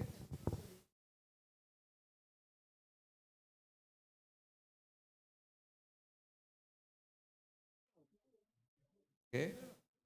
Let's just make it simple and fast. Yeah, Okay. Dokter Tenang mau dicin 30 menit nih. Oh yeah, keep it simple and straight. Alright, I thank really you. agree on that. Okay. So this is the history, the path of history of the pandemic, and we are really thanks that today it's been slowing down. Forget the number because the number is so, how to say, frustrating. This is the COVID-19 in Indonesia. Nowadays, it's been slowing down. Yes, please believe me, slowing down, even it's not a slide, okay? Okay, it's been slowing down. And yes, we are in accordance with the world pattern of the COVID-19 pandemic. Yes, okay. I don't know why you say. Okay, it's okay. Okay, so Indonesia dealing with COVID-19 with the strategy between break and gas. We have to keep the economic and social activity moving on while we try to prevent and isolate the COVID-19 pandemic. That's the balancing. The next now, what happened to the blood donations activity during the COVID-19 pandemic? We try hard enough to keep the blood donation supply in a very scalable number, just to fulfill the need of blood transfusions in healthcare providers. That's what we are doing in this pandemic, COVID-19 pandemic. But yes, we really, I don't know to say, some of the news say that even in the pandemic, I'm sorry, it says in Indonesians, a pandemic COVID-19 make the blood stock in Red Cross diminish. Even some say that it rise, I'm sorry, 60% decreasing. 60%, that's what's happening. But at least what we really do hope is actually, finally, we can manage that. Thanks God, okay? We can manage that until today. Just keep it and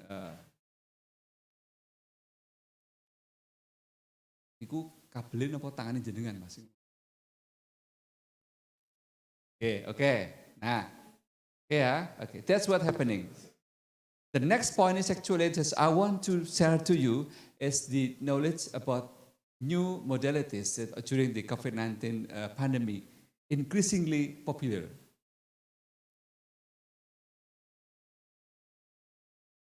Oke. Sudah disebul sih Mas. Nah, pon disebul nggih. Nah, disebul. Wes pokoknya ngono. There are two things that I want to share to you. Thank you. Udah, kita aja, udah. Jangan di situ lagi, udah, biar aja. There are two things I want to tell you about. How about the antibody? It should be the antibody therapy or vaccines. Those discussions going on and on. Some people might say that, okay, vaccine is better. Some people will say that, no, antibody therapy is better.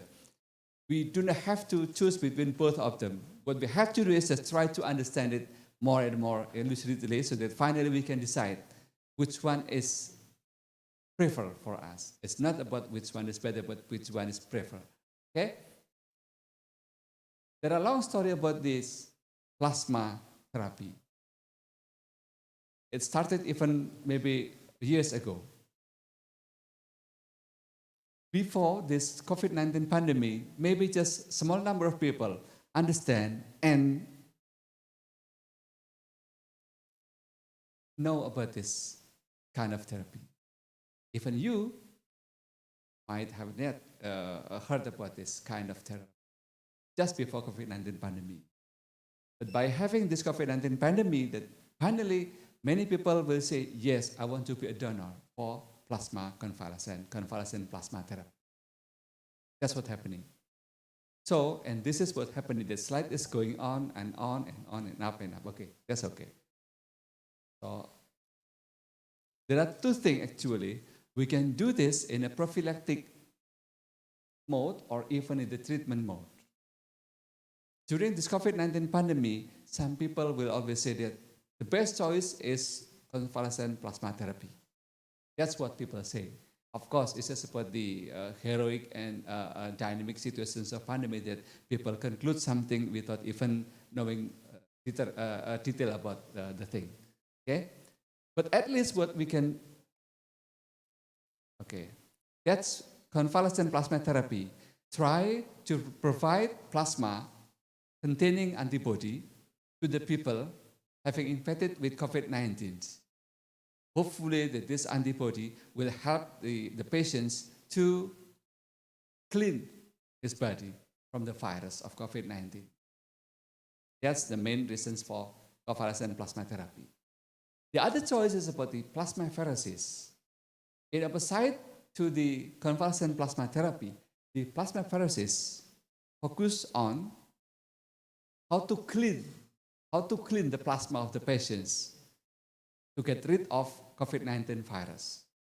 That's the main reasons for plasmapheresis.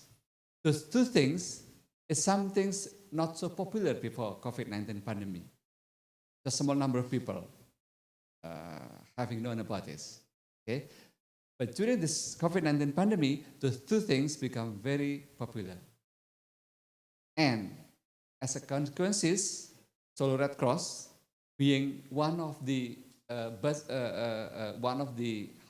central point in this kind of new knowing therapy. Okay? What I want to, why? Okay. Even in our hospital, we did a research comparing, there are three groups of patients of COVID-19. The first group has been administered with standard therapy. The second group being treated with the convalescent plasma. And the third group, we provide them plasmapheresis therapy. And we report on the journal. Okay, forget it. Forget my photo. Okay. So the result shows us patients treated with convalescent plasma and plasmapheresis resulted in a better conditions compared to the control group. patients with the standard therapy. Based on the laboratory result and based on the clinical result, it's better. Being compared between total plasma pheresis, total plasma exchange, and the convalescent plasma therapy, we have indications that convalescent plasma slightly better than the plasma pheresis in moderate to severe COVID-19 patient. Okay. Oh, nice. Getting much better now. Okay, this is the result of our research. Thank you. Okay, so let's just refresh a little moment. This is about the plasma, the convalescent plasma for prophylactic and for treatment. This is for the plasmapheresis, in getting rid of a virus from our plasma. And this is the report of our study. There are 3 groups with the total plasma exchange and the convalescent plasma, and a control group with the standard therapy. We did find data that the total plasma exchange and convalescent plasma group showed a better result in a laboratory and clinical indicator compared to the control group.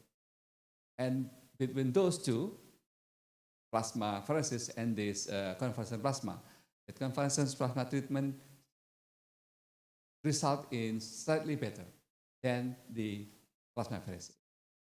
Of course, it's just only on the moderate to severe group of patients, COVID-19 patients. Okay. So, what happened to the Solar Red Cross? Hello, please, next slide, because next slide. Okay. Okay. So, next slide. Okay. So, this is the data of the Solar Red Cross blood donations during the COVID-19. Leftmost is 2019, just before pandemic.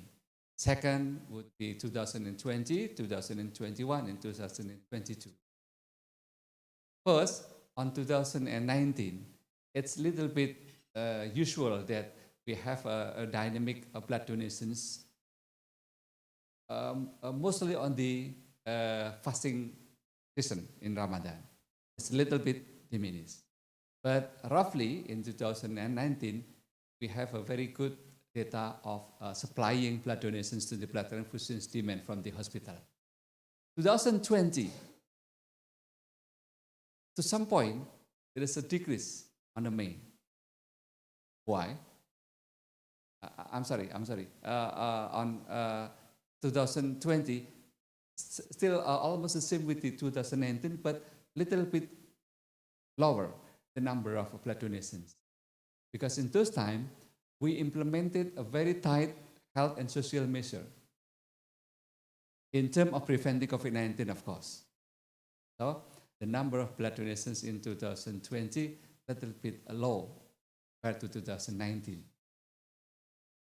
But when we did on 2021, why the color is the same? It should be different in my slide, actually.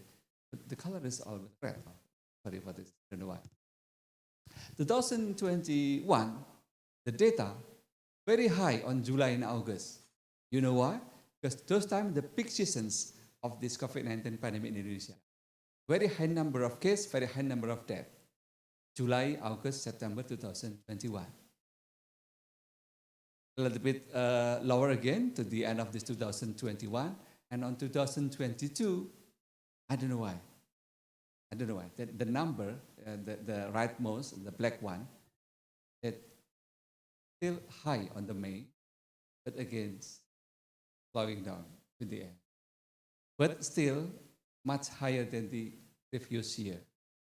Even actually, the number of COVID-19 cases during 2022 is much lower than previous year. That's what's happening. The next slide would be about what about the apheresis donor, containing 2 types, of course, thromboapheresis and, of course, plasma apheresis. We can see that it's a little bit low in 2019, but getting higher and peak on the 2021.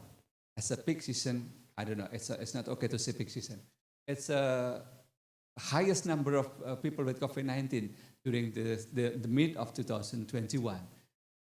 July, August, September is the highest number of people infected with COVID-19 in Indonesia, and very high people treated in hospital with the need of blood transfusion, even with the plasma convalescent therapy in those times. And again, it's becoming slow down and lower into to the end of the year. But in 2022, we have a high also in the averages. That's actually the good questions why. Because actually in 2022, we do not have that high number of COVID-19 cases. Is this, sorry? That's what I want to say. Starting on 2021, we implemented vaccination program. It became around 40% just in the end of 2021. And it became higher and higher in 2022. And in those cases, people become more and more comfortable and confident to again become a donor. Because during in COVID-19 pandemic, some people say, I'm not sure to be a donor. I'm not sure, I'm afraid, and anything. Many reasons for the donor. So we thank God that in 2022 become higher and higher. Of course, there are another reasons. Let's say for just some genuine cases that become higher in the rainy seasons that might need the thromboapheresis. Okay, that's the data for Solo. Okay, please. This is the last. The next slide. Next, Mas. Malih, Mas. Klik, Mas. Okay, go, Mas. Aduh. Jadi kan bingung dong malih kula.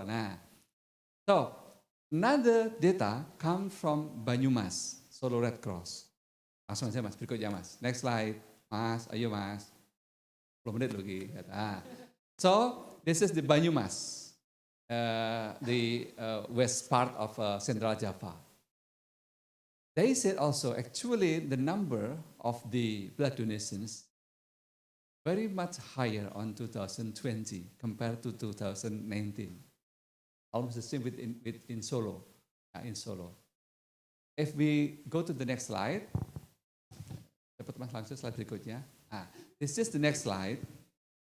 Comparing with the 2000 and then in 2020. I'm sorry, I just quoted in Indonesian because the article is also in Indonesian. They said that actually on the April,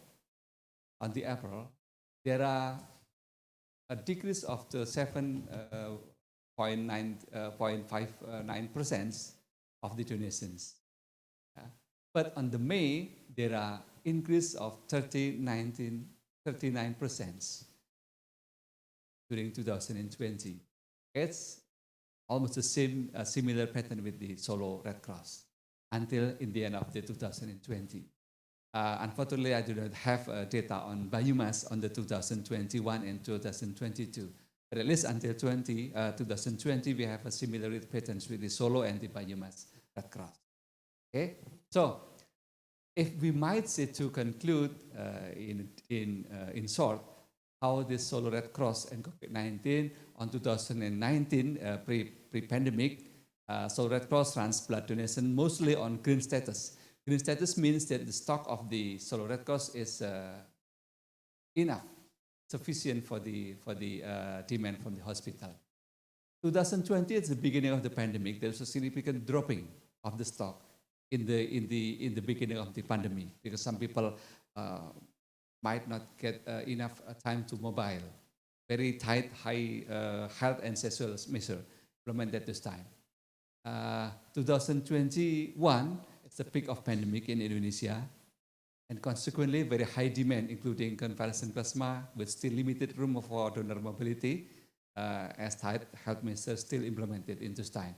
But what we really did in this time is a very stressful moment that some people will just gather in this Red Cross just to make sure they can get some plasma convalescent for their family being treated on the hospital. It's a very moment of sadness. Okay? And very crowded in the Solo Red Cross. 2022 is a slowdown of pandemic with the social economic activities near to normal as a pandemic situations, but dengue increasingly high. The thromboepheresis demand also increasing. 2023, what we do hope is we might enter into post-pandemic. But again, post-pandemic never means to be the end of COVID-19. No, it's just what we hope that there will still be COVID-19 among us in a very low and controllable scale. Okay, what we hope. What for the next? For Solar Cost perspective, this is the questions of last year. When will the COVID-19 pandemic end? And even until now, nobody will answer this for sure. This is Indonesians' perspective. We tried to construct this in the beginning of COVID-19 pandemic. According to this, we have to maintain the stability and balancing between survival from the health aspect and maintain livelihood from the economical aspect. We do hope that in the end of 2023, we can get the situation recover almost close to the pre-COVID-19 condition. So if today I'm not using masks for this public presentations, it's a new normal, Mr. Hans. Because previously, we never have a time not to, yes, that's what we do. But today, yes, we're starting to close to the normal. And we hope that 2024, we really back to the conditions before pandemic, but it's a new normal, not back to the old normal. Okay, what happened to the Indonesia's policy on this aspect of COVID-19?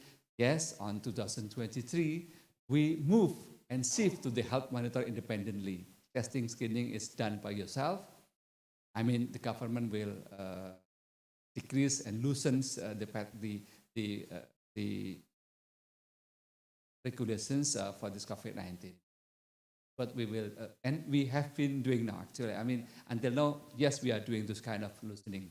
Okay. What happened to the Red Cross?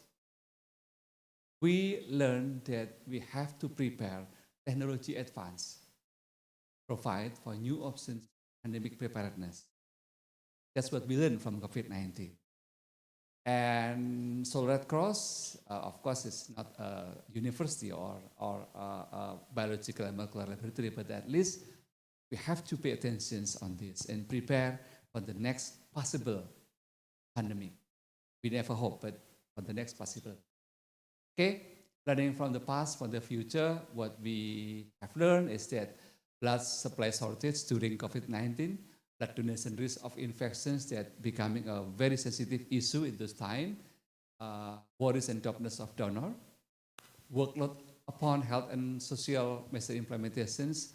We have a very high demand of blood supply, but very limited blood transfusions, but very limited blood donations, and many people gather in Red Cross just to get blood. It's a very stressful situation. But the other side also, we learn to better management of blood, better implementations of general and specific precautions, and better engagement with donors. That's the positive point that we can learn from this COVID-19 pandemic. And finally, okay, we learn, okay, we have been going a lot through up and downs. We learn much from the past to be better in the future. Thank you for your all. All right, give applause, please. Wow. Would you mind to sit over there, Doctor? All right. All right, guys. Exactly, this session is a kind of interesting section. Thank you, Hans. Thank you, Marga, and thank you, Dr. Tonang, for the materials given to us.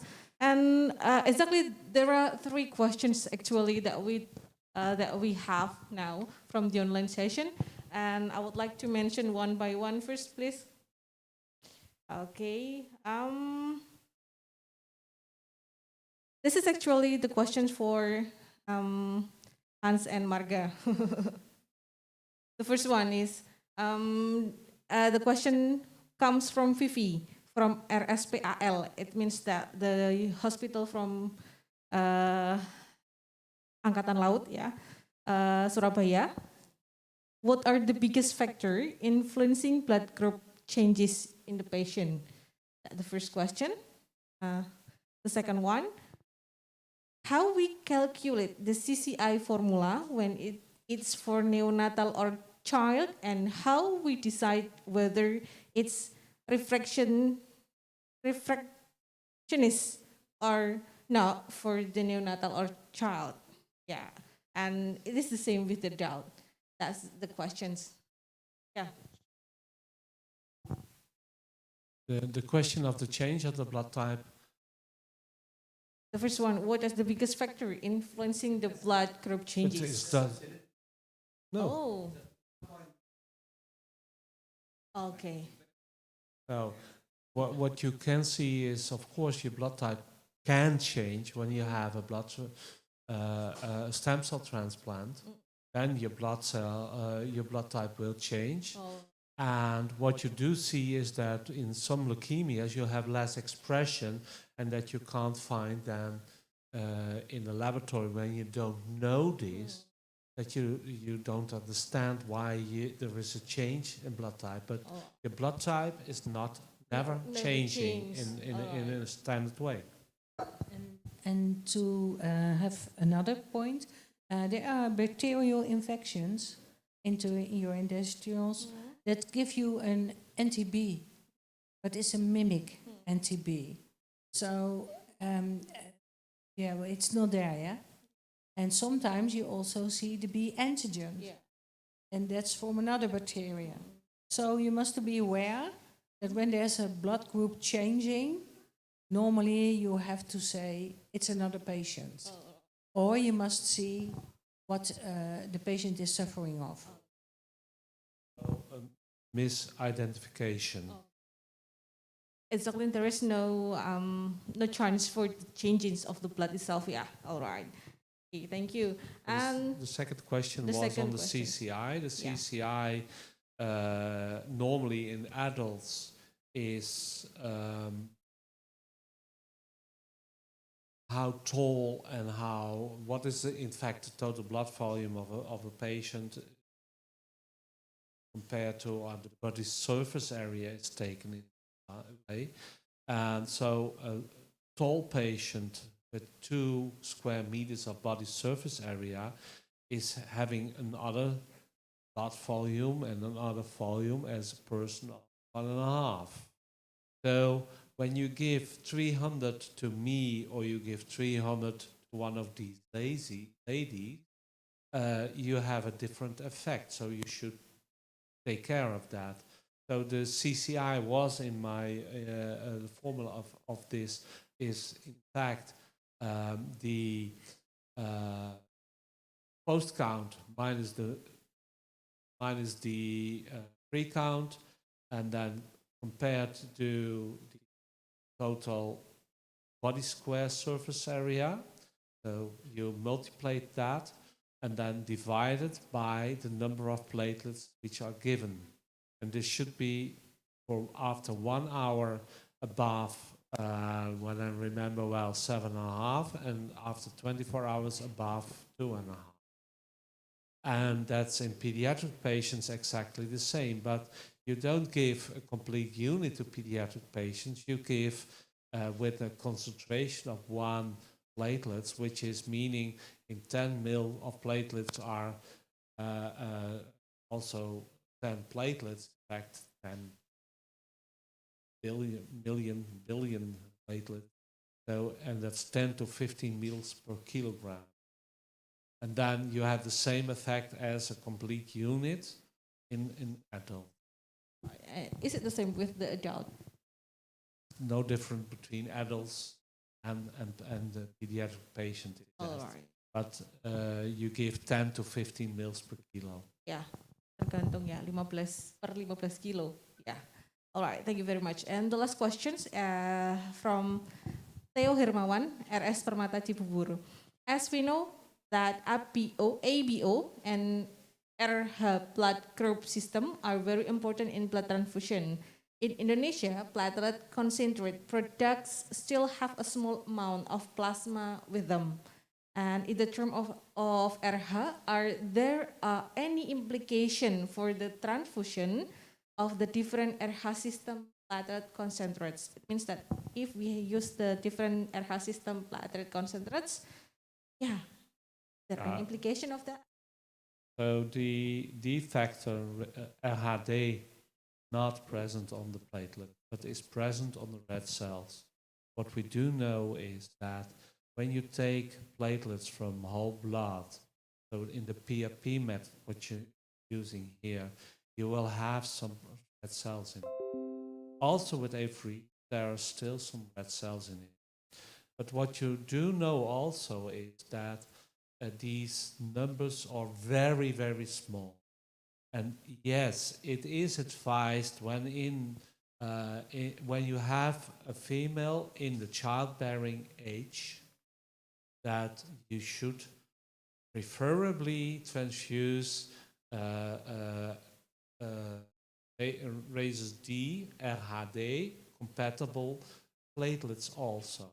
But for adults or for males, it's not needed at all. So only for the females in the childbearing age. So below 50. Thank you very much. Dr. Tonang, to add something? Medicine, we limited the criteria for the donor for convalescent plasma that women is not recommended. Actually, we can check first, and if they're free, okay. But because of this time for COVID-19 pandemic, so we regulated that, okay, it's not for women. It's just for easiest way. Only for Okay, men. yeah. All right, thank you. Okay. Transfusion of plasma and restriction to male only is not based on this, but it is based on HLA antibodies to avoid transfusion-related acute lung injury. Raleigh, yeah. Thank you very much. And maybe for this room, any one of you want to ask something? Maybe one. Oh, okay, come on, David, come in, please. No matter.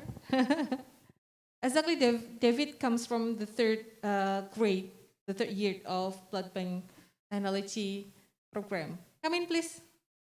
Yeah.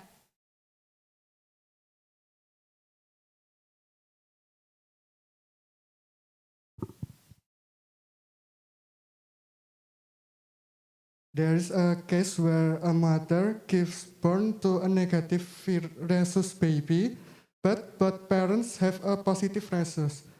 Is it dangerous for the mother and baby, and where are the factors that influence it? Thank you. So the dad is D positive and the mom is D positive and the baby is D negative, then there is no risk for the baby, and this is possible. How could this be possible? Yeah. So when you have small c, small e, and no D, you can find this in the genotype of the father, but also in the mother. When you have, they can be positive. Well, only one D is positive, then you are rhesus D positive. So the dad can be positive, the mom can be positive, and the baby can be negative because of this heterozygous C of both parents. It's not dangerous for the child. The other way around is dangerous for the child. Okay. Okay. Just visit and follow Dr. Tonang, yeah. That's what I mentioned when I told when you are D positive, test it. You are not only D, big D, but you can also be big D and small d. So you have two parents who are big D and small d. They are both tested, D positive, yeah? But then you have the two little d's, and they came together in the child. And then your rhesus D negative. So that's the explanation of how it can go. Okay.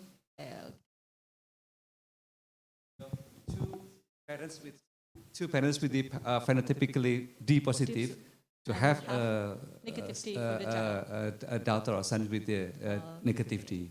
Okay, so is this Because, okay? because of the small D. Yeah. Okay.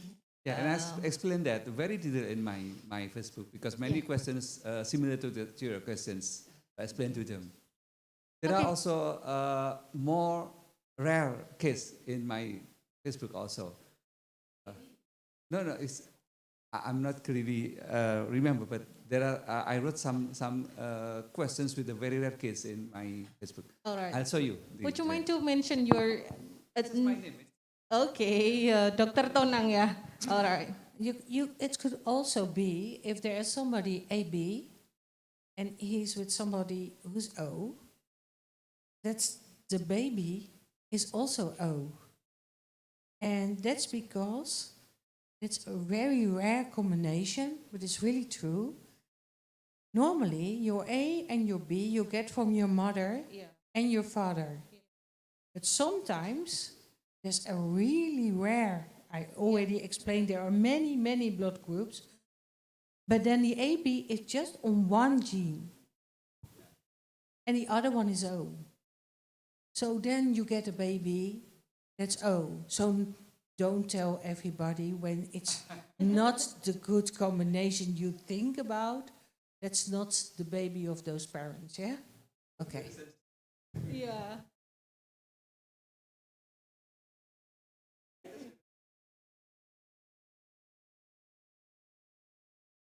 Add something? No, okay. Yeah. Thank you very much. Thank you very much, David. Okay. Thank you very much, Dr. Tonang, Hans, and Marga. Give applause, please. All right.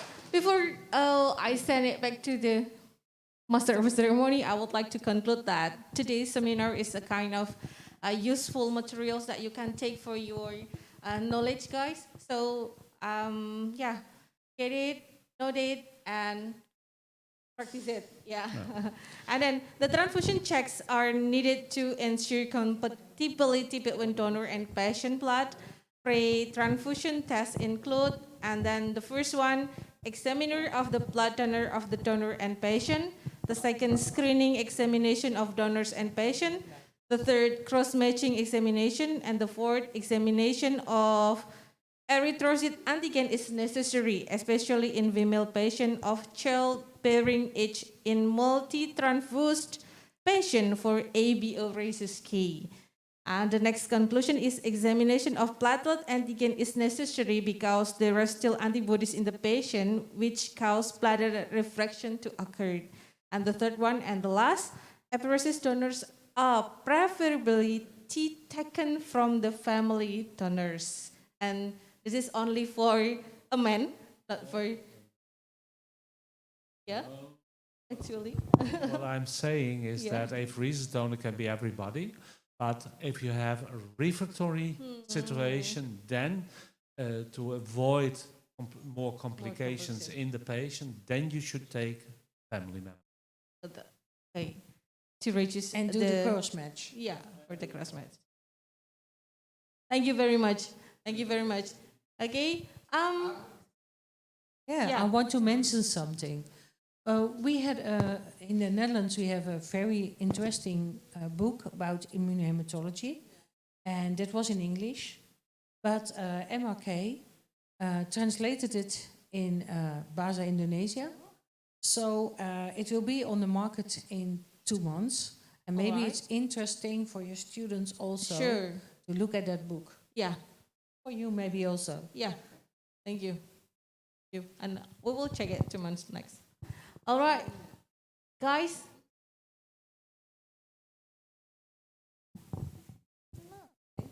Well, I think we give you one. Okay, thank you very much. We'll have it. Yes, thank you very much. You can read it all. Yeah, sure, sure. Thank you very much. All right, guys. Thank you. If there is no more words that I can say,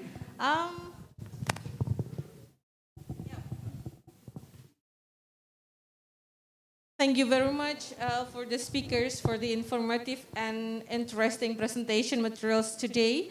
And thank you for the participants that very active participation.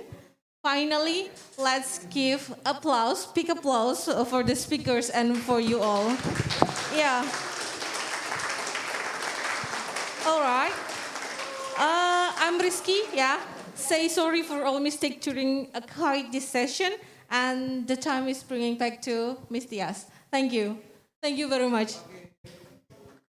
Thank you so much for our guest speaker today. And would you mind to take a picture together with us today? Oke, silakan. Yuk teman-teman, sekalian aja. Yuk.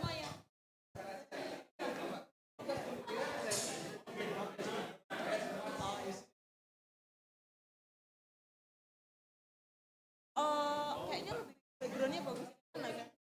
Gak apa biar sini aja. Ayo teman-teman, just move.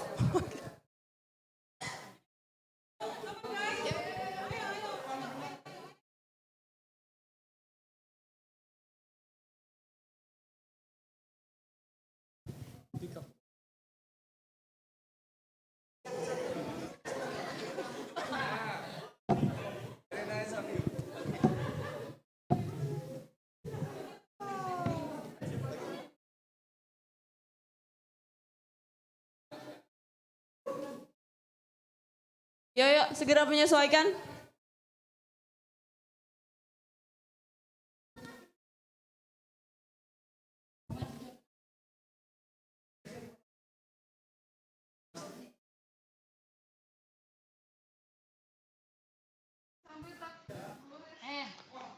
Desi, kok bikin anak orang gila dan dia ketalut sih?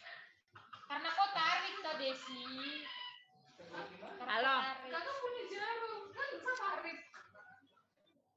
Itulah resikonya kalau lagi ditusukkan.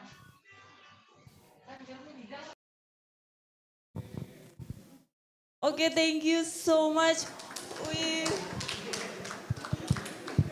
We do appreciate for your coming today, Pak Hans and Bu Marga and Dr. Tonang.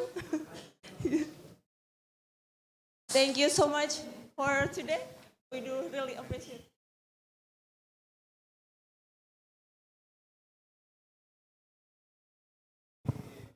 Thank you so much and hope that all of us get the most precious knowledge for this seminar.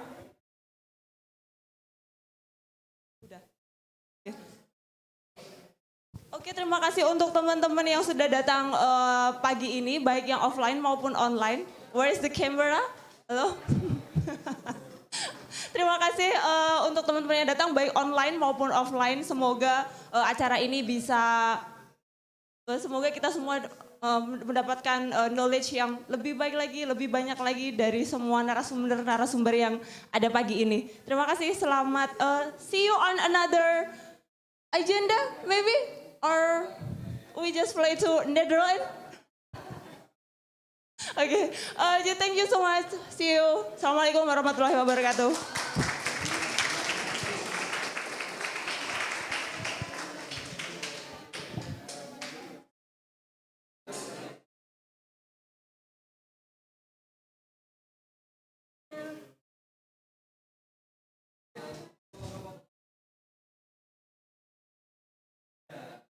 Yes.